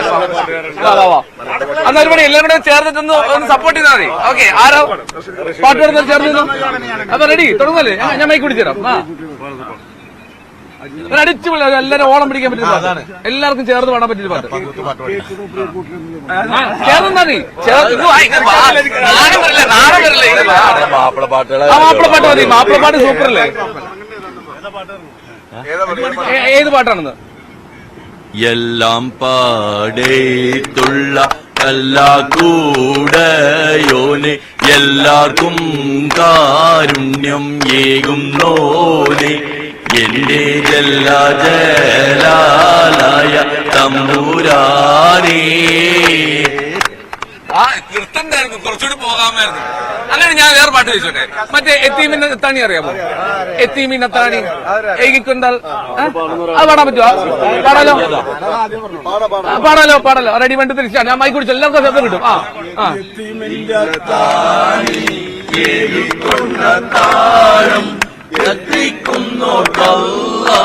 വർഷിക്കും സഹായം മുത്തുറസൂലിന്റെ മൊഴികളറിഞ്ഞുള്ള മുത്തകിങ്ങൾക്കാണ് സ്വർഗത്തിലെ താരം. Okay, thank you so much. അപ്പൊ പട്ടാമ്പിയിൽ എല്ലാവർക്കും ഞങ്ങളുടെ ആശംസ. Thank you news 18. Thank you so much. Thank you Pattambi. Thank you പട്ടാമ്പിയിലെ വ്യവസായികൾക്ക് താങ്ക് യു. അപ്പോ ഈ പറയുന്ന പോലെ പട്ടാമ്പിയിൽ നിന്ന് അവർ പ്രതിഷേധത്തിന്റെ ശബ്ദവുമായി എത്തിയതാണ്. ഇപ്പൊ ഇവിടെ നമ്മളൊന്ന് സന്തോഷിച്ച് ആഘോഷിച്ച് ഉല്ലസിച്ചൊക്കെ പോകുന്നല്ലേ? ഓക്കെ, അടിച്ചു കളിക്കും. പ്രതിഷേധം തകർക്കണം. ഞാനൊരു മജീഷ്യനും കൂടിയാണ്. മജീഷ്യനാണോ? റൂം എക്യുപ്മെന്റ്സ് ഉള്ള മജീഷ്യൻ പറഞ്ഞ തട്ടിപ്പല്ലേ? അല്ല, എക്യുപ്മെന്റ്സ് ഒന്നുമില്ലാണ്ട് വെറും കയ്യിൽ നമുക്ക് ഒന്നും ചെയ്യാൻ പറ്റും. അപ്പൊ ഇപ്പൊ എന്ത് ചെയ്യാൻ അടുത്തുണ്ടോ? ഞങ്ങൾ ലെറ്റർ ഇവിടെ ഉണ്ട്. റൂമിൽ പോയിട്ട് ചെറിയൊരു മാജിക് സംഘടിപ്പിച്ചിട്ട് ഇവിടെ ഉണ്ട്. ഈ പരിസരത്തുണ്ടോ? ഉണ്ടാവും. ഈ പരിസരത്ത് എവിടെ ഉണ്ടാവും? ഈ ഭാഗത്തുണ്ടാവും. ഈ ബീച്ചിൽ തന്നെ ഉണ്ടാവും. ഇതേ നമ്മുടെ പ്രൊഡ്യൂസർ ഷിജിത്തിന്റെ നമ്പർ വാങ്ങിച്ചത് പോയത് കേട്ടോ. അപ്പൊ ചെറിയ മജീഷ്യനാണ്, ചെറിയ നമ്പർ കാണിക്കാൻ പറ്റുമോ എന്നാണ് ചോദിച്ചത്. ആയിക്കോട്ടെ, നമുക്ക് മാജിക് ആവാം പ്രഭാത കേരളത്തില് ഞങ്ങളുടെ എല്ലാ ഗ്യാങ്ങിന്റെ അടുത്തു നിന്നും കാണിക്കണം. നമുക്ക് കാണിക്കാന്നേ. അവരോട് പോകില്ലല്ലോ, അവരോട് നിൽക്കാൻ പറ. ഓക്കെ, നമുക്ക് വീണ്ടും പട്ടാമ്പിക്കാരുടെ അടുത്ത് വരാം. ഒരു പട്ടാമ്പി സ്പെഷ്യൽ മോർണിംഗ് ഷോ ആവട്ടെ ഇന്ന്. ഓക്കെ, അപ്പൊ ഇതുപോലെ നിരവധിയായിട്ടുള്ള കാഴ്ചകൾ അത് കാണാം. ഇവിടെ സ്വദേശികളും വിദേശികളായിട്ടുള്ള ഒരുപാട് ടൂറിസ്റ്റുകൾ രാവിലെ തന്നെ ബീച്ചിൽ ആസ്വദിക്കുന്നു. ബീച്ചിലാണ് എല്ലാവരും ഇങ്ങനെ സജീവമായി നിൽക്കുകയാണ്. ഒരുപാട് പേർ കോവളത്തിന്റെ ഒരു സ്ഥിരം കാഴ്ചയാണിത്. നമ്മൾ ആദ്യം പറഞ്ഞ ആ വള്ളം അതിങ്ങനെ വലയിട്ട് വളഞ്ഞ് ഇവിടെ എത്തിക്കൊണ്ടിരിക്കുകയാണ്. അതാണ് സന്തോഷകരമായിട്ടുള്ള കാര്യം. നമുക്ക് എന്തായാലും അതും ആ കാഴ്ചയിലേക്കും വല വലിക്കുന്ന കാഴ്ചയിലേക്കും എത്തണം. നമുക്കൊരു ലൈഫ് ഗാർഡിനെ ഒന്ന് പരിചയപ്പെടാം. ചേട്ടാ, എത്ര നാളായി ജോലിയിലും? ഞാനിവിടെ ഒരു 13 വർഷം. 13 വർഷമായി. ഇവിടെ എങ്ങനെയാ ഈ നമ്മളൊക്കെ പറഞ്ഞ കേൾക്കുന്ന ആൾക്കാരൊക്കെ തന്നെയാണോ വരുന്നത്? അങ്ങനെ എല്ലാവരും പറഞ്ഞ യൂറോപ്യൻസ് ഒക്കെ ഒരു 95% ആൾക്കാരും പറഞ്ഞ കേൾക്കുന്നതാണ്.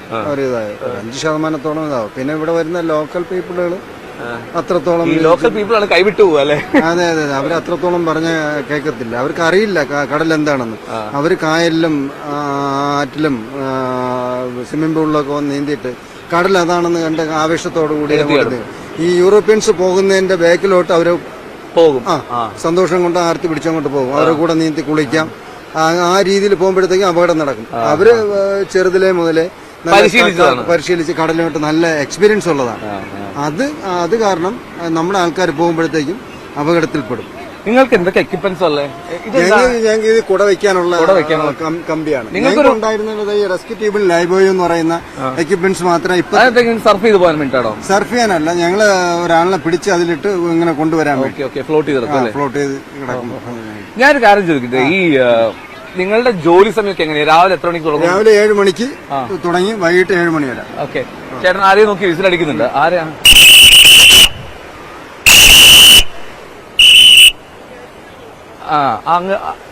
അതൊരു ഡേഞ്ചർ ഏരിയയാണോ? ഡേഞ്ചർ. ഈ ബീച്ചില് ഈ സെന്ററിൽ വരുന്ന ചാലാണത്. ഓക്കെ.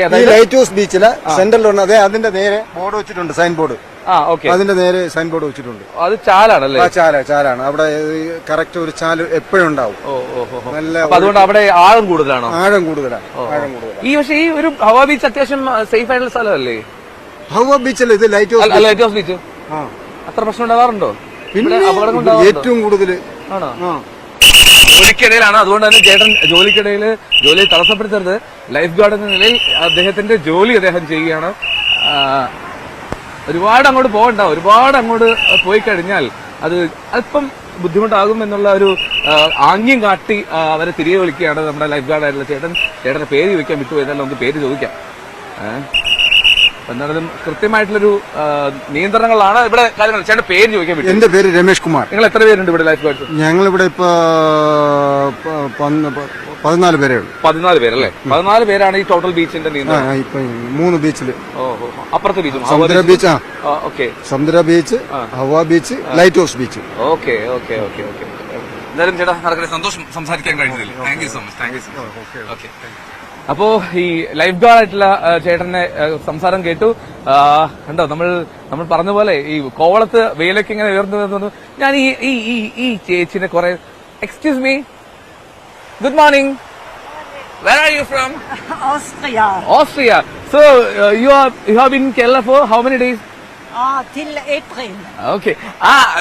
അവര് നോക്കാനുള്ള കാരണം അവർക്ക് നല്ല പ്രായമുണ്ട്. പക്ഷെ എത്ര ഗംഭീരമായിട്ട് ഫിറ്റ്നസ് മെയിൻറ്റെയിൻ ചെയ്യുന്ന ഒരു സ്ത്രീയാണ് എന്നുള്ളതാണ് ഏറ്റവും രസകരമായിട്ടുള്ള കാര്യം. വളരെ ഭംഗിയായിട്ടുള്ള ഒരു വ്യായാമമായിട്ട് രാവിലെ ഇറങ്ങുകയാണ് നിരവധിയായിട്ടുള്ള വിദേശികൾ. Hello, good morning. Where are you from? Russia. So do you like Kerala? Yeah, really nice. Which place you like the most? Yes, мне больше всего понравилось. This place. This place. Okay. Yeah. Your name? Sophia. Sophia, and yours? Olga. And you are? Friends? Mother. Oh, and mother daughter. and daughter. Oh my God. Okay. Thank you so much. Thank you. So, okay. അപ്പൊ ഇതുപോലെ കാഴ്ചകൾ കണ്ട് നമ്മളിങ്ങനെ കോവളത്തിന്റെ അങ്ങേയറ്റത്ത് നിന്ന് ഹവ ബീച്ചിൽ നടന്നു തുടങ്ങിയതാണ്. ഇപ്പൊ ലൈറ്റ് ഹൗസ് ബീച്ചിന്റെ ഇങ്ങേയറ്റം എത്താറായി. ഇവിടെ വിശ്രമിക്കുന്നവരുണ്ട്. രാവിലെ വെയിലൊക്കെ കൊണ്ട് കിടക്കാൻ കഴിയുന്ന നിരവധി പേരുണ്ട്. മറുവശത്ത് അവിടെ ഇപ്പോൾ ഈ വല വലിക്കാനുള്ള ശ്രമവും അത് നടന്നുകൊണ്ടിരിക്കുകയാണ്. അതിന്റെ ഒരു ഇതും നടക്കുന്നു. നമുക്ക് നോക്കാം. നമുക്ക് അവരുടെ വർത്തമാനങ്ങളിലേക്കൊക്കെ വരാം. നമുക്ക് ഈ കാഴ്ചകളിലേക്കൊക്കെ എത്താം. അവിടെ വല വലിക്കുന്ന സാഹചര്യമാണ്. നമ്മുടെ ആദ്യം കടലിലേക്ക് പോയ ബോട്ട്, ആ ബോട്ടിൽ നിന്നുള്ള വലയാണ് ഇപ്പോൾ അവൾ വലിച്ചുകൊണ്ടിരിക്കുന്നത് എന്നുള്ളതാണ് പ്രധാനപ്പെട്ട കാര്യം. എന്തായാലും നമ്മൾ ഇനി മറ്റ് ചില വിശേഷങ്ങളിലേക്ക് കൂടി ഒന്ന് പോകാം. നമുക്ക് കോടനാട്ടേക്ക് പോവാം. കോടനാട് അവിടുത്തെ ആന പരിശീലന കേന്ദ്രത്തിൽ രസകരമാണ്. അവിടെ ചെറിയ ചെറിയ ആനകളോട്ട് വലിയ ആനകളൊക്കെ അങ്ങനെ സജീവമായി നിൽക്കുന്ന ഒരു ആന പരിശീലന കേന്ദ്രമാണ് കോടനാട്ടേത്. അപ്പൊ അവിടുത്തെ കുറെ ആനക്കാര്യങ്ങൾ കണ്ട ശേഷം മടങ്ങിയെത്താം കോടനാട്ടേക്ക്. നമസ്കാരം. ഞാനിന്നുള്ളത് ഇന്ത്യയിലെ ഏറ്റവും വലിയ ആദ്യത്തെ തന്നെ എലിഫന്റ് റീഹാബിലിറ്റേഷൻ സെന്ററിലാണ്. അധികം ആർക്കും അത്ര പരിചിതമായിരിക്കില്ല. പക്ഷേ നിങ്ങൾ ഒരു ദിവസം ഒരു ഒഴിവ് ദിവസം നല്ല രീതിയിൽ ചെലവഴിക്കാൻ ആഗ്രഹിക്കുന്നവരാണെങ്കിൽ നിങ്ങൾക്ക് തിരഞ്ഞെടുക്കാൻ പറ്റുന്ന ഏറ്റവും മികച്ചൊരു ഓപ്ഷൻ ആയിരിക്കും ഈ കോട്ടൂരത്തെ ഈ ആന റീഹാബിലിറ്റേഷൻ സെന്റർ. ഇവിടെ നമുക്ക് വലിയ ആനകൾ മുതൽ, അതായത് ഏറ്റവും വലിയ താപ്പാനയായിട്ടുള്ള ഒരു 80 വയസ്സുകാരൻ സോമൻ മുതൽ 4 വയസ്സുകാരി കുഞ്ഞ് ആമിനക്കുട്ടി വരെ നമുക്കിവിടെ കാണാം എന്നുള്ളതാണ് ഇവിടുത്തെ പ്രത്യേകത.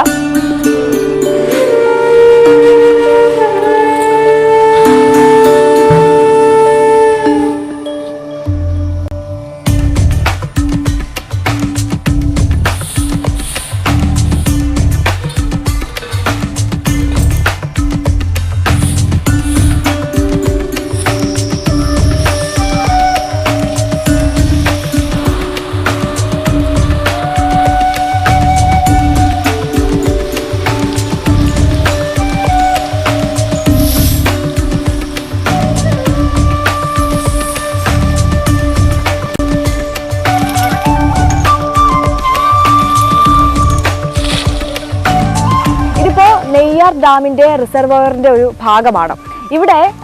ഇവിടെയാണ് നമ്മുടെ ഇവിടുത്തെ ആനക്കുട്ടികളെയും ആന കൊമ്പന്മാരെയും എല്ലാം കുളിപ്പിക്കുന്ന സ്ഥലം.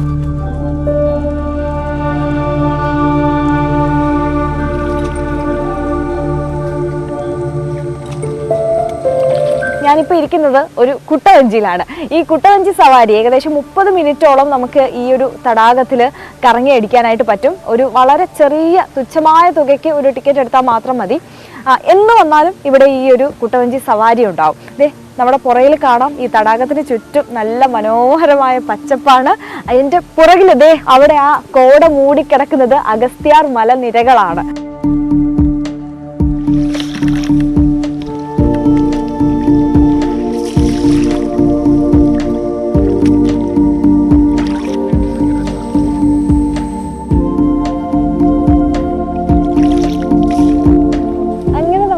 കുട്ടവഞ്ചി കൂടി ഇങ്ങനെ സവാരി ചെയ്ത് പൊയ്ക്കൊണ്ടിരിക്കുകയാണ്.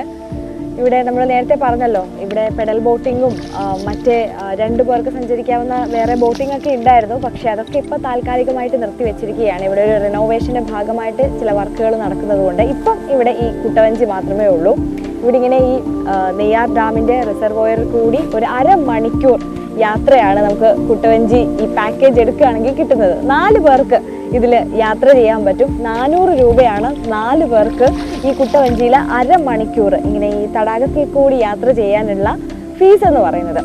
നമുക്ക് ഈ 400 രൂപ കൊടുത്ത് ഈ കുട്ടവഞ്ചിയിൽ കയറുന്നത് ശരിക്കും വേർത്ത് തന്നെയാണ്. കാരണം നമുക്ക് ചുറ്റും നോക്കുമ്പോൾ കാണാം 2 സൈഡിൽ നല്ല കാട്, അതിൻ്റെ നടുക്ക് കൂടി നമ്മളിങ്ങനെ വളരെ ശാന്തമായി വളരെ പ്രകൃതി രമണീയതയൊക്കെ ആസ്വദിച്ച് ഇങ്ങനെ പോകാൻ പറ്റും.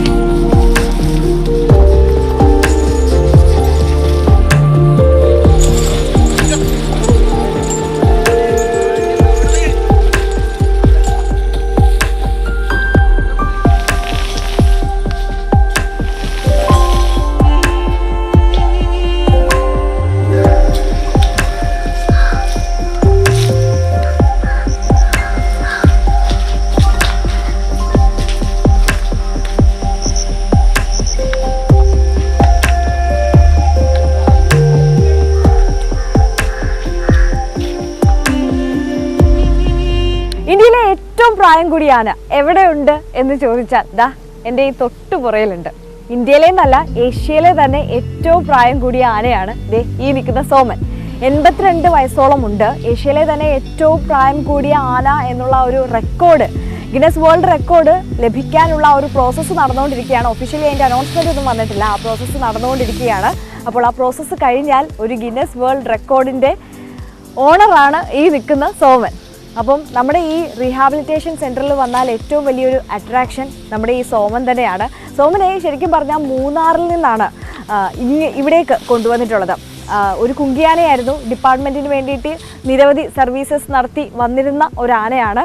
82 വയസ്സ് പ്രായമുണ്ടെങ്കിൽ പോലും ആളിപ്പോഴും നല്ല ഉഷാറാണ്, നല്ല ചുറുചുറുക്കാണ്. പ്രത്യേകിച്ച് ആരോഗ്യ പ്രശ്നങ്ങളൊന്നുമില്ല. ഇവിടെ ഇപ്പോൾ പ്രധാനമായിട്ടും ഇങ്ങനെ ഒരു ഷെൽട്ടർ കെട്ടി ഇവിടെ ഇങ്ങനെയാണ് ഇതുപോലെ ആനകളെ എല്ലാം പാർപ്പിച്ചിട്ടുള്ളത്. പ്രധാനമായിട്ടും അവർക്കൊരു ദിവസം മുഴുവൻ കൊടുക്കുന്ന ഫുഡ് അത് ഒന്നിതാണ്, ഈ വളർത്തുപുല്ല്, പിന്നെ പ്ലാവിലയൊക്കെ കൊടുക്കാറുണ്ട്.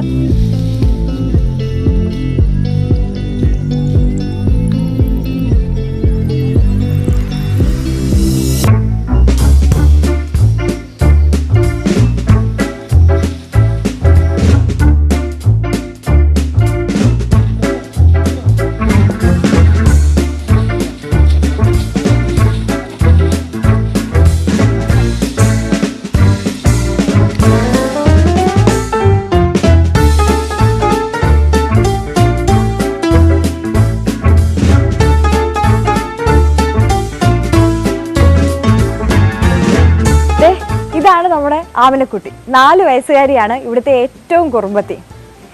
ഈ ആമിനയുടെ കഥ പറയുകയാണെങ്കിൽ വളരെ വിഷമകരമായ ഒരു പാസ്റ്റാണ് കേട്ടോ ഉള്ളത്. അതായത് ഇവിടേക്ക് വന്നത് എങ്ങനെയാണെന്ന് വെച്ചാൽ പാലോട് കല്ലാറ് ഇത്തരത്തിലൊരു ഇലക്ട്രിക് ഫെൻസിങ്ങിൻ്റെ അവിടേക്ക് ആമിനയും അമ്മയും കൂടി നടന്നു വരുമ്പോൾ ആ അമ്മയാന ആ ഫെൻസിങ്ങിൽ, ഇലക്ട്രിക് ഫെൻസിങ്ങിൽ ഷോക്കേറ്റ് മരണപ്പെടുകയായിരുന്നു. അന്ന് കുഞ്ഞാണ്, തീരെ കുഞ്ഞാണ്, പാൽ കുടിക്കുന്ന പ്രായമാണ്. ഈ അമ്മ മരിച്ചു പോയതുപോലും അറിയാതെ ആമിനക്കുട്ടി അന്ന് ഈ അമ്മയുടെ പാല് കുടിച്ചുകൊണ്ടിരിക്കുകയായിരുന്നു ഈ ആന ചരിഞ്ഞു പോയതിന് ശേഷവും എന്നാണ് ഈ വനപാലകർ പറയുന്നത്. അവരവിടുന്ന് എടുത്തുകൊണ്ട് പിന്നീട് ഈ ആന സങ്കേതത്തിലേക്ക് കൊണ്ടുവരികയായിരുന്നു. പിന്നീട് ഇവിടെയാണ് വളർന്നത്. ഇവിടെ ഇപ്പം ഏറ്റവും കുറുമ്പത്തിയായി എല്ലാ ഇവിടുത്തെ ജീവനക്കാരുടെയും ഫേവറേറ്റ് ആയിട്ടുള്ള ഒരാളായിട്ട് ആമിന മാറിയിട്ടുണ്ട്. നമ്മുടെ ആമിനയുടെ കൂടെ മറ്റൊരു കുഞ്ഞും കൂടിയുണ്ട്, രാജു 2 വയസ്സുകാരനാണ്.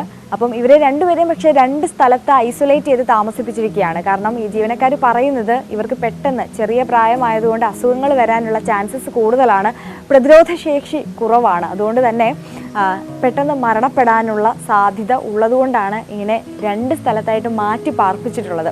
ഇവിടെ എന്തായാലും ആള് ഭയങ്കര ഹാപ്പിയാണ്. ദേ കണ്ടില്ലേ, ഈ ടയർ വെച്ച് കളിയാണ് 24/7 പുള്ളിക്കാരിയുടെ പണി. അതാണ് ഫേവറേറ്റ് ആയിട്ടുള്ള കളിപ്പാട്ടം.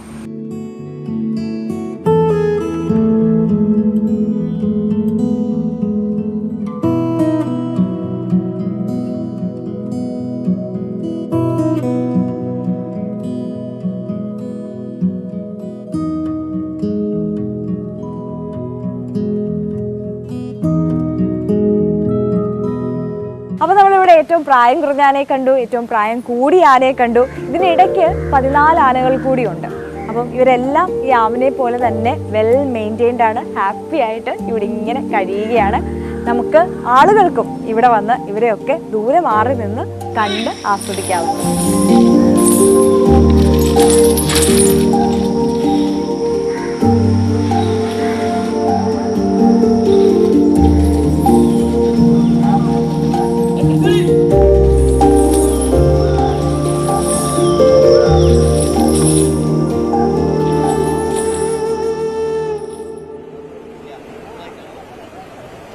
ഓക്കെ, അപ്പോൾ കോടനാട്ടെ ആനക്കാര്യമാണ് ഇപ്പോൾ കണ്ടതെങ്കിൽ ഇനി നമ്മൾ പോകുന്നത് വയനാട്ടിലാണ്. അവിടെ അല്പം ഗൗരവമുള്ള ആനക്കാര്യമാണ്. നമുക്കറിയാം, ഒരു മധ്യവയസ്കനൊക്കെ ചവിട്ടിക്കൊന്ന ആനയെ പിടികൂടാനുള്ള ശ്രമം അത് പുരോഗമിക്കുകയാണ്.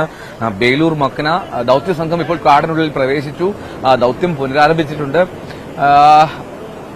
പ്രദേശവാസികൾക്ക് ഇങ്ങനെ ആശങ്കയോടുകൂടി, അല്പം നെഞ്ചിരിപ്പോടുകൂടി ആണ് ഈ ദൌത്യത്തെ നോക്കിക്കാണുന്നത്. മാത്രമല്ല ദൌത്യ സംഘത്തിനും ചെറിയൊരു ആശങ്കയുണ്ട്. കാരണം വളരെ അക്രമകാരിയായിട്ടുള്ള ഒരു മോഴ അത് അതിവേഗത്തിൽ പാഞ്ഞെടുക്കുന്ന കാഴ്ചയൊക്കെ കാണാൻ കഴിയുന്നു. MS അനീഷ് കുമാർ ചേരുന്നുണ്ട് വയനാട്ടിൽ നിന്ന് കൂടുതൽ വിവരങ്ങളും. Aneesh, good morning. വയനാട്ടുകാർക്ക് ഇന്ന് എങ്ങനെയും ഈ ബേലൂർ മക്കനയെ പിടികൂടാൻ കഴിയുമെന്നുള്ള പ്രതീക്ഷയിലാണ്. എന്താണ് ദൌത്യ സംഘത്തിന്റെ ഒരു വിലയിരുത്തൽ? ഈ ആനയെ കൃത്യമായി ട്രാക്ക് ചെയ്യാൻ കഴിയുന്നുണ്ടോ ദൌത്യ സംഘത്തിന്?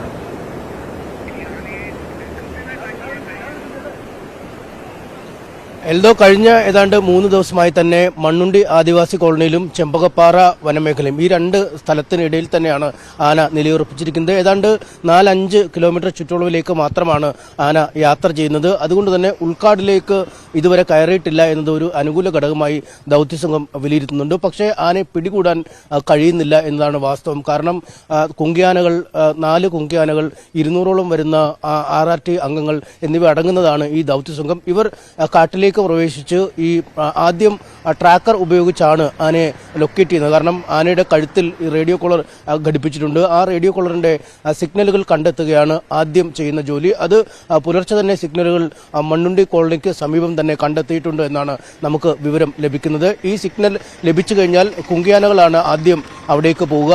തൊട്ട് പിന്നാലെ ഈ വനംവകുപ്പിന്റെ ഉദ്യോഗസ്ഥരും പോവും.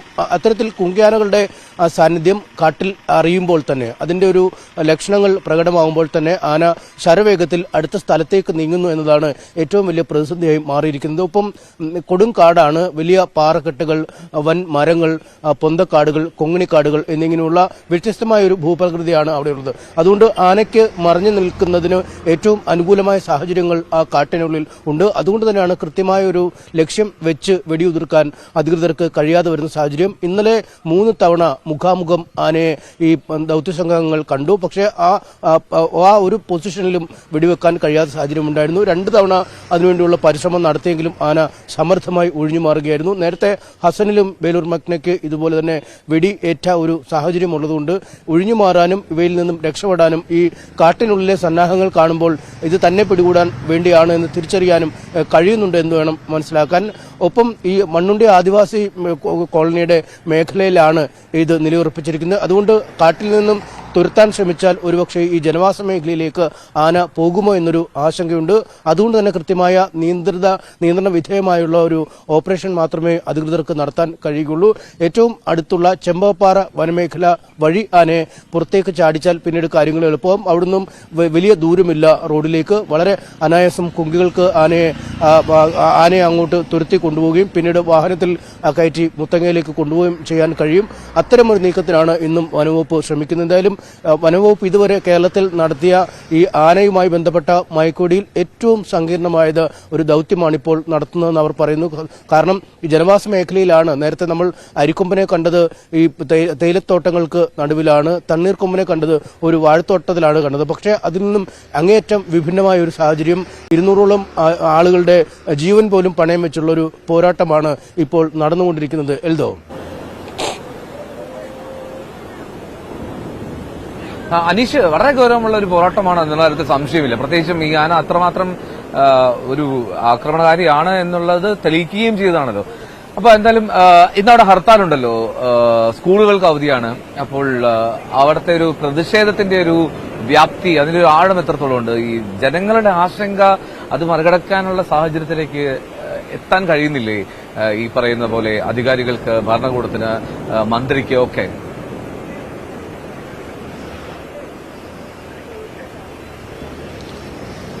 എൽദോ, പയ്യമ്പള്ളി സ്വദേശിയായ അജിയുടെ മരണം ഉണ്ടാക്കിയ ആഘാതം, അതിന്റെ ദൃശ്യങ്ങൾ പുറത്തു വന്നപ്പോൾ ഉണ്ടാവുന്ന ഞെട്ടൽ, അതേ അർത്ഥത്തിൽ തന്നെയുള്ള പ്രതിഷേധങ്ങൾക്കാണ് മാനന്തവാടി സാക്ഷ്യം വഹിച്ചത്. അദ്ദേഹത്തിന്റെ മൃതദേഹം എത്തിച്ചപ്പോൾ ഒന്ന് പോസ്റ്റ്മോർട്ടത്തിന് കൊണ്ടുപോകാൻ പോലും അനുവദിക്കാതെ നാട്ടുകാർ പ്രതിഷേധിക്കുന്ന കാഴ്ച കണ്ടു. ഈ വയനാടുകാരെല്ലാം, വയനാട്ടിലെ കർഷക സംഘടനകൾ പലരും ഈ മാനന്തവാടിയിലേക്ക് ഓടി എത്തുന്ന കാഴ്ചയും കണ്ടിരുന്നു. എന്തായാലും വലിയ സമ്മർദ്ദം ജനങ്ങൾ ചെലുത്തിയതിനെ തുടർന്ന് നഷ്ടപരിഹാരം നൽകുന്നതിനടക്കം ധാരണയായിരുന്നു. അതിൽ 10 ലക്ഷം രൂപ ഇന്നലെ അജിയുടെ വീട്ടിൽ എത്തിച്ചു.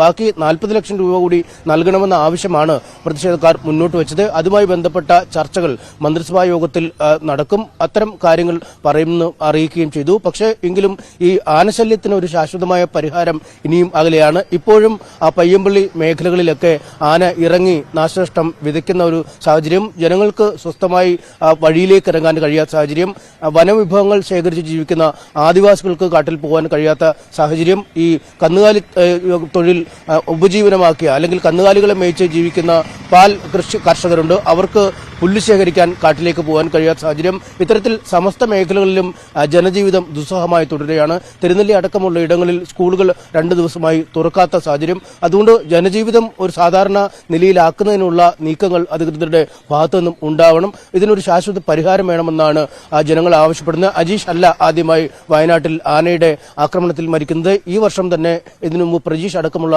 ആളുകൾ വന്യമൃഗ ശല്യത്തിൽ മരിച്ചിട്ടുണ്ട്. അതുകൊണ്ട് ഇതിനൊരു ശാശ്വത പരിഹാരം വേണമെന്ന ആവശ്യമാണ് മുന്നോട്ട് വയ്ക്കുന്നത്. കർണാടകത്തിൽ നിന്നും റേഡിയോ കോളർ ഘടിപ്പിച്ച ആന കേരളത്തിലേക്ക് എത്തുമ്പോൾ ആ വിവരം കേരളത്തിന് ലഭ്യമാവാനുണ്ടാകുന്ന കാലതാമസം വലിയ ഒരു പ്രശ്നമായി മാറുന്നു. ഒപ്പം ജനവാസ മേഖലകൾക്കടുത്ത് ആനയുടെ സാന്നിധ്യം കണ്ടാൽ അത് വനം വകുപ്പ് ഉചിതമായ സമയത്ത് നാട്ടുകാരെ അറിയിക്കുന്നില്ല എന്ന പരാതി. ഇത്തരം കാര്യങ്ങൾക്കൊക്കെയുള്ള ഒരു ശാശ്വത പരിഹാരമാണ് വേണ്ടതെന്ന് നാട്ടുകാർ പറയുന്നു. എന്തായാലും ആ വികാരം തന്നെയാണ് ഇന്നത്തെ ഹർത്താലിൽ പ്രതിഫലിക്കുന്നത്. ബലപ്രയോഗത്തിലൂടെ കടകൾ അടയ്ക്കുകയോ വാഹനങ്ങൾ തടയുകയോ ചെയ്തിട്ടില്ല എന്ന് അധികൃതർ ഈ സമര സംഘടനകൾ പറയുമ്പോഴും ജനങ്ങൾ പൂർണ്ണ സഹകരണത്തോടെ ഹർത്താലിനോട് സഹകരിക്കും, അല്ലെങ്കിൽ അതിന്റെ ലക്ഷണങ്ങൾ തന്നെയാണ് നമുക്ക് വഴിയിൽ നിന്നും കാണാൻ കഴിയുന്നത്. എന്തായാലും സർക്കാർ മുഖ്യമന്ത്രി അടിയന്തരമായ ഒരു യോഗം വിളിച്ചു ചേർക്കുകയും ഈ വയനാട് ജില്ലയിലെ ജനപ്രതിനിധികൾ തിരുവനന്തപുരത്തെത്തിയ ഒരു യോഗം നടത്തുമെന്ന് അറിയിക്കുകയും ചെയ്തിട്ടുണ്ട്. ഒപ്പം ഇന്റർ സ്റ്റേറ്റ് കോർഡിനേഷൻ, കേരളയും കർണാടകയും തമ്മിലുള്ള ആശയവിനിമയങ്ങൾ മെച്ചപ്പെടുത്താനായി ഉന്നത ഉദ്യോഗസ്ഥരുടെ ഒരു ഇന്റർ സ്റ്റേറ്റ് കോർഡിനേഷൻ കമ്മിറ്റി രൂപീകരിച്ചിട്ടുണ്ട്. ഇത്തരം നടപടികൾ ഉണ്ടാകുമ്പോഴും ഇതൊരു സ്ഥിരം സംവിധാനമായി മാറണം. ഇനിയൊരു ആക്രമണത്തിൽ ഒരാൾ കൊല്ലപ്പെടുന്നില്ല എന്ന് സർക്കാർ ഉറപ്പുവരുത്തണമെന്നാണ് ഈ കർഷക സംഘടനകളുടെയും നാട്ടുകാരുടെയും ഒക്കെ ആവശ്യം. എൽദോ. ശരി, എം.എസ്. സനീഷ് കുമാറാണ് വിവരങ്ങളിൽ. ഇന്നലെ വയനാട്ടിൽ ബേലൂർ മക്കനെ പിടികൂടണം, അതിന്റെ ദൌത്യസംഘത്തിൽ കഴിയട്ടെ, ഒപ്പം ജനങ്ങളുടെ പതിവായിട്ടുള്ള ആശങ്കയ്ക്ക് വിരാമം ഇടാനും കഴിയട്ടെ എന്നാണ് നമുക്ക് ആത്മാർത്ഥമായിട്ട് ആഗ്രഹിക്കേണ്ടത്. എന്നാൽ നമ്മൾ കോവളത്തെ വിശേഷങ്ങളിലെ കാഴ്ചകൾ തന്നെ കണ്ടുകൊണ്ടിരിക്കുകയായിരുന്നു. നമ്മൾ രാവിലെ കണ്ടതുപോലെ ആ മത്സ്യത്തൊഴിലാളികൾ ആ വല വലിച്ചു കൊണ്ടുവരികയാണ്. ഇങ്ങനെ റൗണ്ടായി വന്നുകൊണ്ടിരിക്കുന്നു. അപ്പൊ നമുക്ക് ഇനിയും സമയമെടുക്കും. എന്തായാലും ആ വല അവസാനത്തിലേക്ക് എത്തുമ്പോഴേക്കും നമുക്കും മോർണിംഗ് വൈബ്സിൽ ആ മീൻ എന്തോരുണ്ട് എന്ന് നമുക്ക് പ്രതീക്ഷ പ്രകടിപ്പിക്കാം. എന്നാലും കാത്തിരിക്കാൻ നമുക്ക് ആ കാഴ്ചകളിലേക്കൊക്കെ നമുക്കൊരു ചെറിയ ബ്രേക്കിലേക്ക് പോകണം. ഇടവേളയിലേക്ക് പോകുന്നു. മോർണിംഗ് വൈബ്സ് അതിവേഗം തിരിച്ചെത്തും. ഇടവേള.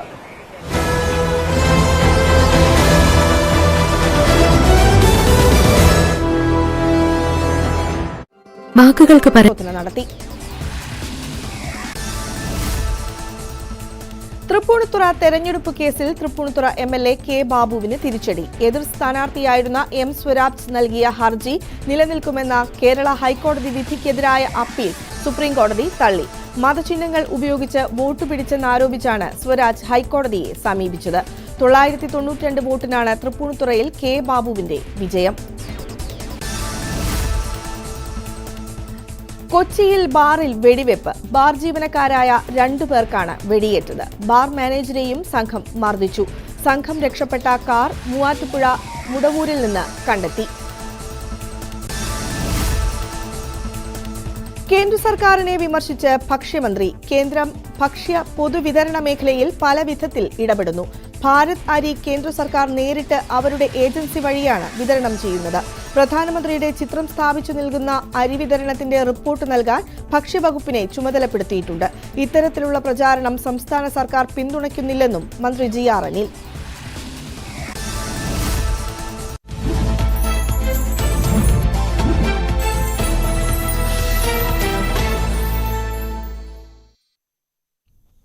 നമസ്കാരം, ഫാസ്റ്റ് ന്യൂസിലേക്ക് സ്വാഗതം. ബീഹാറിൽ നിതീഷ് കുമാറിന്റെ നേതൃത്വത്തിലുള്ള NDA സർക്കാർ നിയമസഭയിൽ വിശ്വാസ വോട്ട് നേടി. പ്രതിപക്ഷാംഗങ്ങളുടെ വാക്കൌട്ടിൽ പുതിയ സർക്കാർ 129 വോട്ടുകൾ നേടി. 5 RJD MLA-മാരും നിതീഷ് കുമാറിന് അനുകൂലമായി വോട്ട് ചെയ്തു. തൃപ്പൂണിത്തുറയിൽ പടക്കശാലയിലുണ്ടായ സ്ഫോടനത്തിൽ ഒരാൾ മരിച്ചു. 16 പേർക്ക് പരിക്കേറ്റു. പരിക്കേറ്റ ഒരാളുടെ നില ഗുരുതരം. തിരുവനന്തപുരം സ്വദേശി വിഷ്ണു എന്ന ആളാണ് മരിച്ചത്. സമീപത്തെ പുതിയകാവ് ക്ഷേത്രത്തിലെ ഉത്സവത്തിനായി കൊണ്ടുവന്ന പടക്കങ്ങൾ ഇറക്കുന്നതിനിടെ പൊട്ടിത്തെറിക്കുകയായിരുന്നു. പടക്കശാലയ്ക്ക് ലൈസൻസ് ഇല്ല എന്ന് കണ്ടെത്തി. വയനാട് മാനന്തവാടി പയ്യമ്പള്ളിയിൽ മധ്യവയസ്കനെ കൊലപ്പെടുത്തിയ കാട്ടാന ബേലൂർ മഖ്നയെ പിടികൂടാനുള്ള ദൌത്യം 2ാം ദിനത്തിൽ. ആന നിൽക്കുന്ന പ്രദേശം കണ്ടെത്തി. മണ്ണുണ്ടി ചെമ്പകപ്പാറ മേഖലയിലാണ് ആന നിലയുറപ്പിച്ചിരിക്കുന്നത്. സാഹചര്യം അനുകൂലമായാൽ മയക്കുവെടി വെക്കാനാണ് തീരുമാനം.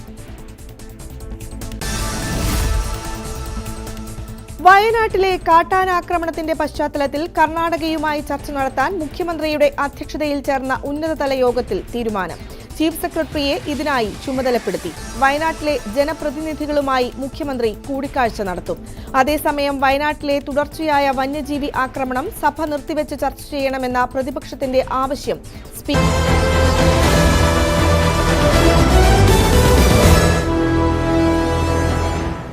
കോവളത്തുള്ള വിശേഷങ്ങളാണ് മോർണിംഗ് വൈബ്സിൽ പങ്കുവയ്ക്കുന്നത്. പക്ഷെ അതിനേക്കാൾ ഉപരിയായിട്ട് ഒരുപാട് പ്രതിഷേധങ്ങൾ നടക്കുന്നുണ്ട്. നമുക്കറിയാം, വനം മന്ത്രിയുടെ വീട്ടിലേക്ക് UDF MLA-മാർ അവിടെ പ്രതിഷേധ മാർച്ച് നടത്തുകയാണ്. അതിലേക്കാണ് ആദ്യം പോകുന്നത്. VV അരുൺ ചേരുന്നുണ്ട് തിരുവനന്തപുരത്ത് നിന്ന്. അരുൺ, ഏതൊക്കെ MLA-മാരാണ് ഇതിൽ പ്രധാനമായും പങ്കെടുക്കുന്നത്? മറ്റ് UDF നേതാക്കളും ഉണ്ടോ ഈ പ്രതിഷേധത്തിന്റെ ഭാഗമായി?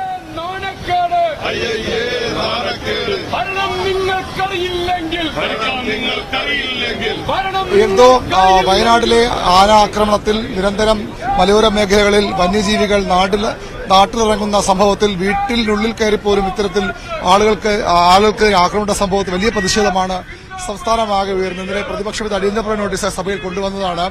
ഇപ്പോഴും ശക്തമായ പ്രതിഷേധം. ബോധമില്ലാത്ത ആനയല്ല, കഴിവുകെട്ട സർക്കാരാണ് പ്രതി എന്ന ഫ്ലക്സ് ബാനർ ഉയർത്തിയാണ് പ്രതിപക്ഷ MLA-മാരുടെ മലയോര മേഖലയിൽ നിന്നുള്ള പ്രതിപക്ഷ MLA-മാരുടെ പ്രതിഷേധ മാർച്ച്. വനം മന്ത്രി AK ശശീന്ദ്രനെതിരെയാണ് പ്രതിഷേധം. അദ്ദേഹം സഭയിൽ നടത്തിയ പരാമർശങ്ങളും ഈ പ്രതിഷേധത്തിന് കാരണമാണ്. നിയമസഭയ്ക്ക് മുന്നിൽ ആരംഭിച്ച മാർച്ച് കന്റോൺമെന്റ് ഹൌസ് കോമ്പൗണ്ടിലുള്ള മന്ത്രിയുടെ വസതിയിലേക്കാണ് വരുന്നത്. മനുഷ്യരെ വന്യമൃഗങ്ങൾക്ക് എറിഞ്ഞുകൊടുത്ത വനം മന്ത്രി രാജിവെക്കണം. വനം മന്ത്രിക്ക് ഭരിക്കാൻ അവകാശമില്ല, തുടരാൻ ധാർമ്മിക ഉത്തരവാദിത്തമില്ല എന്നാണ് പ്രതിപക്ഷത്തിന്റെ ആരോപണം. ആ ആവശ്യം ഉന്നയിച്ച് മന്ത്രിയുടെ രാജി ആവശ്യപ്പെട്ടാണ് MLA-മാർ മന്ത്രിയുടെ വസതിയിലേക്ക് മാർച്ച് നടത്തുന്നത്. നമുക്കറിയാം, സാധാരണഗതിയിൽ മന്ത്രിമാരുടെ വസതികളിലേക്ക് ഔദ്യോഗിക വസതിയിലേക്ക് മാർച്ചൊക്കെയാണ് നടക്കാറ്. പക്ഷേ MLA-മാർ തന്നെ അതും നിയമസഭാ സമരം ചേരുമ്പോൾ ഇത്തരത്തിൽ മാർച്ച് നടത്തുന്ന അപൂർവതയാണ് ഈ സമരത്തിനുള്ളത്. ഇപ്പോൾ ഇതിനൊടുവിൽ പ്രധാനപ്പെട്ട UDF നേതാക്കളൊക്കെ സമരക്കാരെ അഭിവാദ്യം ചെയ്യും. സമരക്കാരോട് അഭിവാദ്യം അർപ്പിച്ചുകൊണ്ട് UDF പ്രധാനപ്പെട്ട നേതാക്കൾ ഇവിടെ എത്തും. മലയോര മേഖലയിൽ നിന്നുള്ള MLA-മാരുടെ പ്രതിഷേധമാണ് ഈ രീതിയിൽ പുരോഗമിക്കുന്നത്. MLA-മാരുടെ പ്രതികരണത്തിലേക്കുമൊക്കെ പോകാനാകുമെന്ന് കരുതുന്നു. ഏതായാലും വലിയ പ്രതിഷേധം ഉയരുന്നു. സഭയ്ക്കുള്ളിലും പുറത്തുമൊക്കെ ശക്തമായ പ്രതിഷേധത്തിനാണ് MLA-മാരുടെ തീരുമാനം. പ്രധാനപ്പെട്ട MLA-മാരൊക്കെ സമരത്തിലുണ്ട്. എന്താണ് ഇങ്ങനൊരു സമരത്തിന്റെ കാരണമെന്നാണ്? നിരന്തരമായി വന്യജീവികൾ മനുഷ്യരെ കൊന്നൊടുക്കുമ്പോൾ അവർക്ക് സംരക്ഷണം നൽകേണ്ടുന്ന ഗവൺമെന്റ് നിഷ്ക്രിയമായിരിക്കുകയും സ്വീകരിക്കേണ്ട നടപടികൾ സ്വീകരിക്കാതിരിക്കുകയും ഇന്നലെ അടിയന്തര പ്രമേയം നിയമസഭയിൽ അവതരിപ്പിച്ചപ്പോൾ പോലും ലാഘവത്തോടുകൂടി സംസാരിച്ച, വിഷയത്തിന്റെ ഗൌരവം മനസ്സിലാക്കാതെ സംസാരിച്ച വനം വകുപ്പ് മന്ത്രിയുടെ നിലപാടിലും സർക്കാർ നിലപാടിലും പ്രതിഷേധിച്ചുകൊണ്ട് അദ്ദേഹത്തിന്റെ രാജി ആവശ്യപ്പെട്ടുകൊണ്ടാണ് ഞങ്ങൾ ഈ മാർച്ച് നടത്തുന്നത്. സഭയ്ക്കുള്ളിലും ഈ വിഷയത്തിൽ പ്രതിഷേധം തുടരും തീർച്ചയായും. വിൻസെന്റ് MLA ആണ് നമ്മുടെ സംസാരിച്ചപ്പോൾ. CR മഹേഷ് ഉണ്ട്. ഇത്തരമൊരു സമരത്തിന്റെ ഇന്നലെ സഭയിൽ ഉന്നയിച്ച വിഷയമാണ്. വീണ്ടും ഒരു സമരം ഏറ്റെടുക്കാനുള്ള കാരണം അല്ല, ഇന്നലെ ഇത്രയും വളരെ ഗൌരവമായ ഒരു വിഷയം നിയമസഭയിൽ ഉന്നയിച്ചപ്പോൾ പോലും അത് ഒരു ഗൌരവത്തെ അത് കേൾക്കുവാനോ അതിന് മറുപടി പറയാനോ തയ്യാറാകാത്ത മന്ത്രിയുടെ ഈ നടപടിക്കെതിരായിട്ടാണ് ഇന്ന് വീണ്ടും ഇത്തരത്തിലൊരു സമരവുമായി രംഗത്ത് വരേണ്ടി വന്നത്. അതുതന്നെയാണ് മന്ത്രിയുടെ നിലപാടിനെതിരെയാണ് പ്രതിഷേധം. മന്ത്രി നിലപാടിനെതിരെയാണ് UDF MLA-മാരുടെ പ്രതിഷേധം. ചാണ്ടി ഉമ്മൻ ചേരുന്നു. ഇന്നലെ സഭയിൽ വന്ന വിഷയമാണ്. വീണ്ടും ഈ പ്രതിഷേധവുമായി മുന്നോട്ട് തന്നെ പോവുകയാണ്. തീർച്ചയായിട്ടും സർക്കാർ നടപടിയെടുക്കണ്ടേ? എല്ലാ പ്രാവശ്യം ചർച്ച മാത്രം മതി എന്നുള്ള നിലപാടില്ല. ഇവിടെ ജനങ്ങൾ മരിച്ചു വീണുകൊണ്ടിരിക്കുക, കർഷകർ മരിച്ചു വീണുകൊണ്ടിരിക്കുക, വീടിന് പുറത്ത് ഇറങ്ങാൻ പറ്റാത്ത സാഹചര്യം. നടപടിയെടുക്കാത്ത സർക്കാരും മന്ത്രിയും നിൽക്കുമ്പോൾ എന്ത് ചെയ്യണം? ചർച്ച ചെയ്യാൻ തയ്യാറല്ല, സഭയിൽ ചർച്ച ചെയ്യാൻ തയ്യാറല്ല. അപ്പോൾ കേരള മനസ്സാക്ഷി ഉണരണം. അതിനുവേണ്ടിയാണ് ഈ സമരം. അതിനാണ് വലിയ പ്രതിഷേധം. ഇപ്പോൾ ഈ മന്ത്രിയുടെ വസതിയിലേക്കുള്ള മാർച്ച് ബാരിക്കേഡ് ഉപയോഗിച്ച് പോലീസ് തടഞ്ഞിരിക്കുകയാണ്. മാസ്കറ്റ് ഹോട്ടലിന് മുന്നിലാണ് ബാരിക്കേഡ് തീർത്ത് പോലീസ് ഈ മാർച്ചിനെ തടഞ്ഞത്. പ്രതിപക്ഷ നേതാവിനധികം അടക്കം ഔദ്യോഗിക വസതിക്ക് സമീപമാണ് മന്ത്രി AK ശശീന്ദ്രൻ, വനമന്ത്രി AK ശശീന്ദ്രന്റെ ഔദ്യോഗിക വസതി. അവിടേക്കുള്ള മാർച്ചാണ് ഇപ്പോൾ പോലീസ് മാസ്കറ്റ് ഹോട്ടലിന് മുന്നിൽ തടഞ്ഞിരിക്കുന്നത്. MLA-മാരുടെ മാർച്ചാണ്, പ്രതിഷേധ മാർച്ചാണ്. എങ്കിലും മന്ത്രിയുടെ ഔദ്യോഗിക വസതിയിലേക്ക് കടത്തിവിടാൻ കഴിയില്ല. സ്വാഭാവികമായും പോലീസ് നടപടിയുടെ ഭാഗമാണ് ഇത്തരമൊരു ബാരിക്കേഡ് തീർത്തുള്ള നടപടി. ഇപ്പോൾ PC വിഷ്ണു ഉൾപ്പെടെയുള്ള മുതിർന്ന MLA-മാരുടെ നേതൃത്വത്തിൽ പ്രതിപക്ഷ MLA-മാർ ഇവിടെ ഈ ബാരിക്കേഡിന് മുന്നിൽ പ്രതിഷേധം മുദ്രാവാക്യം വിളിക്കുകയാണ്. വനമന്ത്രിയുടെ രാജി എന്നതാണ് ആവശ്യം. വനമന്ത്രിയുടെ മറുപടി ഉത്തരവാദിത്തമില്ലാത്ത മറുപടിയാണ്.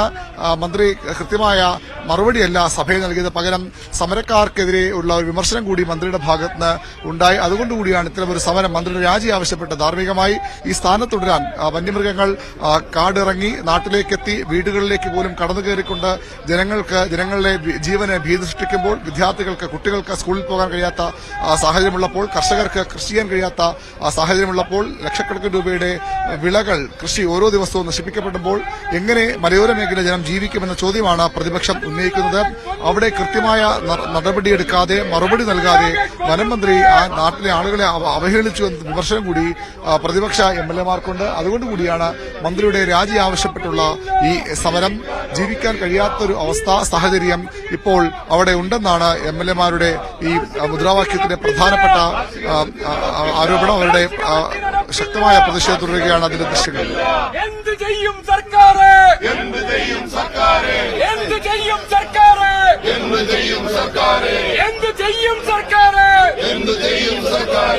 ഭരണം നിങ്ങൾക്കറിയില്ലെങ്കിൽ, ഭരണം നിങ്ങൾക്കറിയില്ലെങ്കിൽ, ഭരണം നിങ്ങൾക്കറിയില്ലെങ്കിൽ, ഭരണം നിങ്ങൾക്കറിയില്ലെങ്കിൽ രാജിവെച്ച് പോ പുറത്ത്, രാജിവെച്ച് പോ പുറത്ത്, രാജിവെച്ച് പോ പുറത്ത്, രാജിവെച്ച് പോ പുറത്ത്.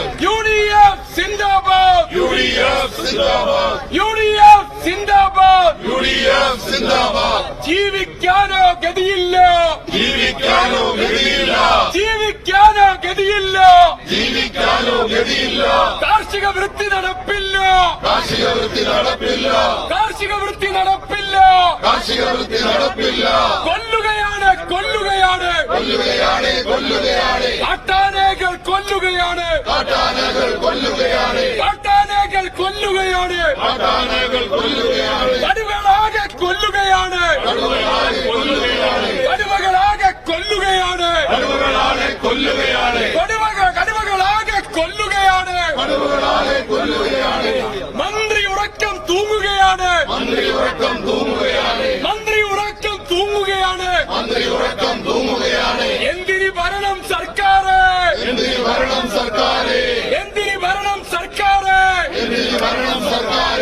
മരണത്തിന്റെ രോദനങ്ങൾ, മരണത്തിന്റെ രോദനങ്ങൾ, മരണത്തിന്റെ രോദനങ്ങൾ, മരണത്തിന്റെ രോദനങ്ങൾ മാമര നാട്ടിൽ ഉയരുമ്പോൾ, മാമര നാട്ടിൽ ഉയരുമ്പോൾ, കേരളമാകെ ഉയരുമ്പോൾ, കേരളമാകെ ഉയരുമ്പോൾ എവിടെ പിണറായി സർക്കാർ? ഇവിടെ എവിടെ പിണറായി സർക്കാർ? ഇവിടെ എവിടെ പോയി പിണറായി സർക്കാർ? എവിടെ പോയി പിണറായി സർക്കാർ? എവിടെ പോയി വനം മന്ത്രി? എവിടെ പോയി വനം മന്ത്രി? ജീവിക്കാനാണ് ഈ സമരം, ജീവിക്കാനാണ് ഈ സമരം, ജീവിക്കാനാണ് ഈ സമരം, ജീവിക്കാനാണ് ഈ സമരം, ജീവിക്കാനാണ് ഈ സമരം, ജീവിക്കാനാണ് ഈ സമരം.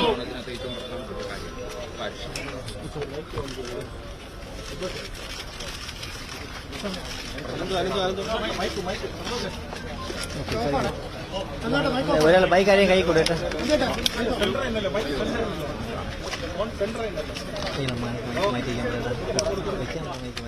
നിൽക്കോ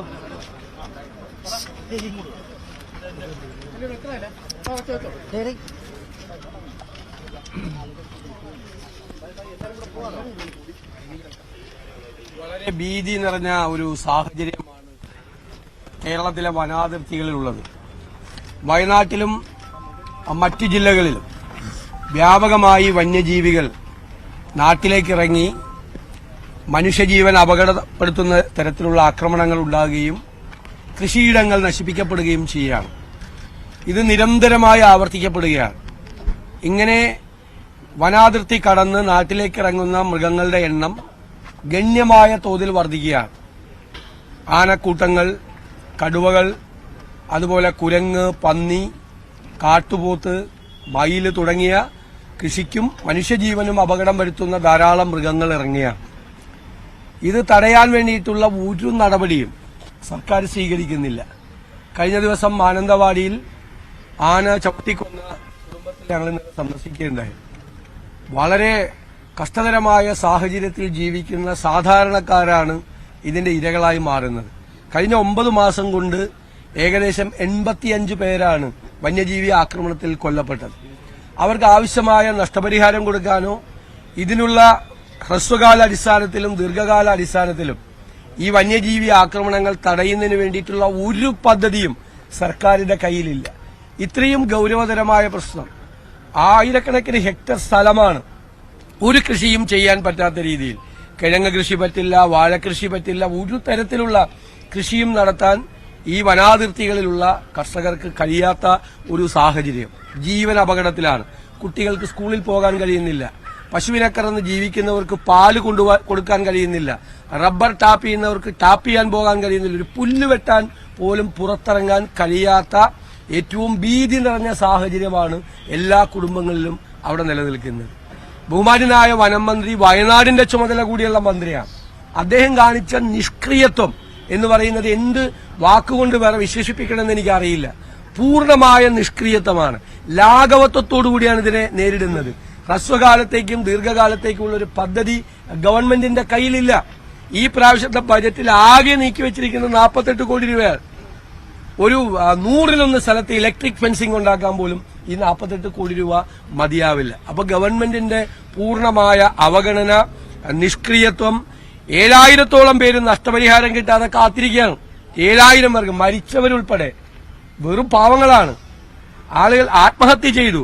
അതായത് പന്നി വന്ന് ആക്രമിച്ച് വാഴക്കൂട്ടങ്ങൾ തകർത്തതിന്റെ പേരിൽ നഷ്ടപരിഹാരം കിട്ടാതെ കടബാധ്യതയിലായ കൃഷിക്കാർ ആത്മഹത്യ ചെയ്തു. എന്നിട്ടും സർക്കാർ ഈ നഷ്ടപരിഹാരം കൊടുക്കാതെ അവരെ കബളിപ്പിക്കുന്ന സ്ഥിതിയാണ്. അപ്പൊ ഈ വനം മന്ത്രി പൂർണ്ണമായും ഇതിനകത്ത് കാണിച്ച നിസ്സംഗതയും നിഷ്ക്രിയത്വവും വലിയ ദോഷഫലമാണ് ഈ ഭാഗത്തുണ്ടാക്കിയിരിക്കുന്നത്. അതുകൊണ്ടാണ് UDF MLA മാർ അദ്ദേഹത്തിന്റെ വസതിയിലേക്ക് മാർച്ച് നടത്താനും അദ്ദേഹത്തിന്റെ രാജി ആവശ്യപ്പെടാനും തീരുമാനിച്ചത്. ആ മാർച്ചിനെയാണ് പോലീസ് ഇവിടെ തടഞ്ഞിരിക്കുന്നത്. ഞങ്ങൾ സമാധാനപരമായി ഉള്ളൊരു മാർച്ചാണ് MLA മാർ, വേറെ ആരും പങ്കെടുപ്പിക്കാതെ MLA മാരുടെ മാത്രം ഒരു മാർച്ചാണ് സംഘടിപ്പിച്ചിരിക്കുന്നത്. ഇത് വരാനിരിക്കുന്ന കാലത്തെ പ്രക്ഷോഭങ്ങളുടെ തുടക്കമായി ഇതിനെ കാണണം എന്ന് അഭ്യർത്ഥിച്ചുകൊണ്ട് ഞാൻ ഈ MLA മാരെ മുഴുവൻ അഭിവാദ്യം ചെയ്തുകൊണ്ട് അവരുടെ വനം മന്ത്രിയുടെ വസതിയിലേക്കുള്ള ഈ മാർച്ച് ഉദ്ഘാടനം ചെയ്തതായി അറിയിക്കുന്നു. ബഹുമാന്യനായ പ്രതിപക്ഷ ഉപനേതാവ് ശ്രീ PK കുഞ്ഞാലിക്കുട്ടി സാഹിബ് നിങ്ങളോട് സംസാരിക്കും. ഒരു നിമിഷം നേരത്തെ പരിഹാരം ഉണ്ടാവണം എന്നുള്ള സ്ഥിതിയിൽ ഒരു വലിയ ഭയാശങ്കയുടെ നടുവിൽ നിന്ന് കരഞ്ഞുകൊണ്ടിരിക്കുന്ന ചാനലുകളിലൊക്കെ നമ്മൾ കണ്ടുകൊണ്ടിരിക്കുകയാണ്. വനാതിർത്തിയിലെ ജനങ്ങൾ വീട്ടിൽ കിടന്നുറങ്ങാനും വയ്യ, ഉപജീവന മാർഗം തേടാൻ വീടിന് പുറത്തിറങ്ങാനും വയ്യ. എങ്ങോട്ടോടും? നമ്മൾ മാനന്തവാടിയിൽ കണ്ടു, വീട്ടിലേക്ക് ഓടിക്കയറിയ ആളെയാണ് പിന്നാലെ ആന വന്ന് കൊന്നത്. അവരെങ്ങോട്ട് പോകും, എപ്പോ വരും എന്നറിയാതെ രാത്രി മുഴുവൻ. മലയോര മേഖലയിലുള്ള UDF MLA മാരുടെ പ്രതിഷേധം, അത് വനം മന്ത്രിയുടെ വസതിയിലേക്ക് അത് ഉദ്ഘാടനം ചെയ്യുകയായിരുന്നു പ്രതിപക്ഷ നേതാവ് VD സതീശൻ. ഇപ്പോൾ PK കുഞ്ഞാലിക്കുട്ടി സംസാരിക്കുകയാണ്. എന്നാലും കോവളത്ത് ആണ് നമ്മൾ തുടരുന്നതെന്നാണ്. വയനാട്ടിലെ കാഴ്ചകൾ അത് ഇനി വരും ബുള്ളറ്റിനുകൾ നമുക്ക് വളരെ ഗൗരവത്തോടുകൂടി തന്നെ കാണുകയും ചെയ്യണം. ഞാൻ ഈ കോവളത്ത് ആദ്യം വന്നപ്പോൾ ഒരു ചേട്ടൻ എന്റെ ഓടി ഒന്ന് പരിചയപ്പെട്ട് പറഞ്ഞിരുന്നു ഞാനൊരു മജീഷ്യനാണെന്ന്.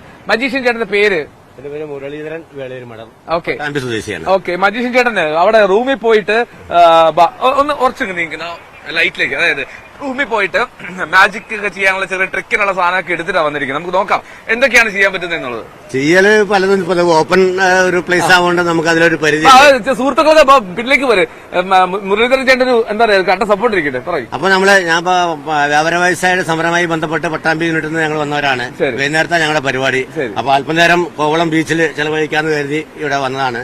അപ്പൊ മജീഷ്യൻ ആണെങ്കിലും കൂടി ഇപ്പൊ നമുക്ക് ഇവിടെ ഓപ്പൺ പ്ലേസിൽ ചെയ്യാനൊക്കെ ഒരു പരിധി ഉണ്ട്. അതിനനുസരിച്ച് എന്ത് ചെയ്താൽ കരുതി വന്നിട്ടില്ല. ആയിക്കോട്ടെ, രണ്ട് ട്രിക്ക്. ശരി, ആയിക്കോട്ടെ. ആദ്യം എന്താണ്? ആദ്യം കാണിക്കാം. ഇപ്പൊ നമ്മൾ ഇതിപ്പോ എന്താണ്? അതൊരു ഇല മാത്രമേ ഉള്ളൂ. ഇതില് എന്തുണ്ടായാലേ ഭംഗിയുള്ളൂ? പൂവുണ്ടായാലേ ഭംഗിയുള്ളൂ. അപ്പൊ നമ്മൾ എന്ത് ചെയ്യണം? ഈ ഒരു പൂവുണ്ടായി ഇല ഇവിടെ വെച്ച് ഈ ഒരു യെല്ലോ സിൽക്ക്, ഈ യെല്ലോ സിൽക്കിനെ നമ്മള് ഇങ്ങനെ ഇൻസെർട്ട് ചെയ്യാണ്. ഈ ഒരു യെല്ലോ സിൽക്കിനെ നമ്മൾ ചെയ്തു. അതിനെ മാജിക്കിലൂടെ 1 2 3 എന്ന് പറഞ്ഞ് നമ്മൾ ഇവിടെ വെക്കുമ്പോ അത് നമുക്ക് അതിമനോഹരമായ ഒരു യെല്ലോ. ഓക്കെ. ഇനി അടുത്ത ചെറിയ പെട്ടെന്ന് നമുക്ക് പടപടയെന്ന് പ്രേക്ഷകർ കാണിക്കാൻ പറ്റിയ ചെറിയൊരു മാജിക് കാണിച്ചു തരാം. അപ്പൊ നമ്മുടെ ഇത് എന്റെ കയ്യില് ഒരു ഒന്നുമില്ല എം ടി ആണ്. ഇതിനെ നമ്മൾ മാജിക്കിലൂടെ 1 2 3 എന്ന് പറയുമ്പോ ഇതൊക്കെ ആയിട്ടാണോ യാത്ര? എവിടെ പോയാലും ഇത് കൂടെ കൊണ്ടെടുക്കുമോ? എന്തെങ്കിലുമൊക്കെ ചെറിയ ചെറിയ ചെറിയ ട്രിക്സ് നമ്മൾ എപ്പോഴും നമ്മുടെ കയ്യിലുണ്ടാവും. ആളുകളെ ഒന്ന് രസിപ്പിക്കുക എന്നുള്ള സംഭവം അല്ലേ? ഇനി എന്താണ്? ഇപ്പൊ നമ്മുടെ കയ്യിൽ ഒരു 3 റെഡ് സ്പോഞ്ച് ബോൾസ് ഉണ്ട്. ഈ 3 സ്പോഞ്ച് റെഡ് ബോൾസിനെ 1 2 3 എന്ന് നമ്മളിങ്ങനെ ഊതുകയോ അതെന്തായി ഒരു സ്ക്വയറായി മാറി. ഇത്ര അടുത്ത് വന്നിട്ട് ഫോക്കസ് ആണ് ചെയ്യുന്നത്, ക്യാമറ മുമ്പിലാണ് ചെയ്യുന്നത്. ഇതിൽ യാതൊരു മറയില്ല, ഓപ്പൺ ആയിട്ട് വഴിയുണ്ട്. ഒരു ബോക്സ് കാർഡ്സ്, ഒരു ബോക്സ് കാർഡ്സ് ആണ്. ഈ ഒരു ബോക്സ് കാർഡ്സിനെ നമ്മള് ഇതൊരു എം ടി ബോക്സ് ആണ്. ഓക്കെ, എം ടി ബോക്സ് അതിനിടയ്ക്ക് സംസാരിച്ചോട്ടെ. എവിടെയൊക്കെ പുറത്തെങ്ങനെ ചെയ്തിട്ടുണ്ടോ? ഞാൻ മൊത്തം വേൾഡ് എല്ലാ സ്ഥലത്തും ചെയ്യാറുണ്ട്. വേൾഡിൽ നമ്മൾ ഒരുവിധം സ്ഥലത്തൊക്കെ ചെയ്യാറുണ്ട്. നമ്മുടെ മജീഷ്യന്മാരൊക്കെ പരിചയമുണ്ടോ? എല്ലാവരും പരിചയമുണ്ട്. അപ്പൊ ഈ ഒരു ബോക്സ് കാർഡ്സിനെ ഞാൻ അതിൽ വെച്ചു. അതൊരു സെക്കൻഡോട് അത് വാനിഷ് ആയി. ഓക്കെ, വാനിഷ് ആയി. അപ്പൊ കൺകെട്ട്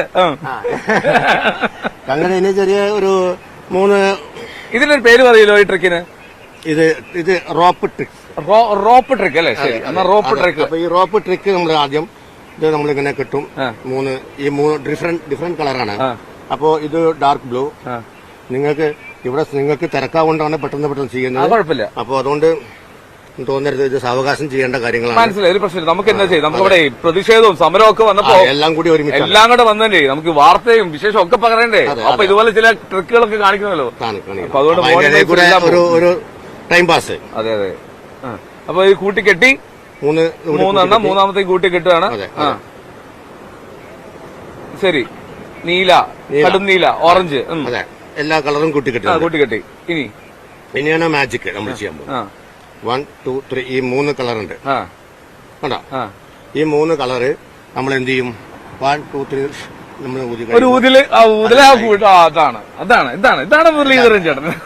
അപ്പോ ചെറിയ പരിപാടി ചെയ്യാൻ തന്ന അവസരം തന്നത് എല്ലാവർക്കും, ചാനലുകാർക്കും, നമ്മുടെ സുഹൃത്ത് എല്ലാവർക്കും താങ്ക് യു സോ മച്ച്. അപ്പൊ എല്ലാവർക്കും നിങ്ങളുടെ സുഹൃത്തിനായിട്ട് കൈ കൊടുക്കുന്നത്, നല്ല കൈ കൊടുക്കുക.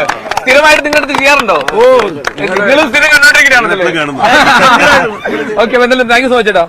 Thank you so much. അപ്പോ മുരളീധരൻ ചേട്ടനാണ് നമ്മൾ ആദ്യം പരിചയപ്പെട്ടപ്പോൾ പട്ടാമ്പി സംഘത്തിന്റെ ഒരു ഭാഗമാണ്, വ്യാപാരി വ്യവസായികളുടെ. അദ്ദേഹമാണ് നമുക്ക് വേണ്ടി മാജിക് ചെയ്ത റൂമിലൊക്കെ പോയി കിറ്റൊക്കെ എടുത്തിട്ട് വന്നതാണ്. അതുകൊണ്ട് നമുക്ക് അവസരം കൊടുക്കാതെ വയ്യ. എന്തായാലും ചേട്ടൻ മനോഹരമായി അത് കൈകാര്യം ചെയ്യുകയും ചെയ്തു. ഒരു അതിവേഗത്തിലൊരു ഇടവേളയിലേക്ക് പോവാം. മോർണിംഗ് വൈസ് തിരിച്ചെത്തും. കോവള തന്നെയാണ്.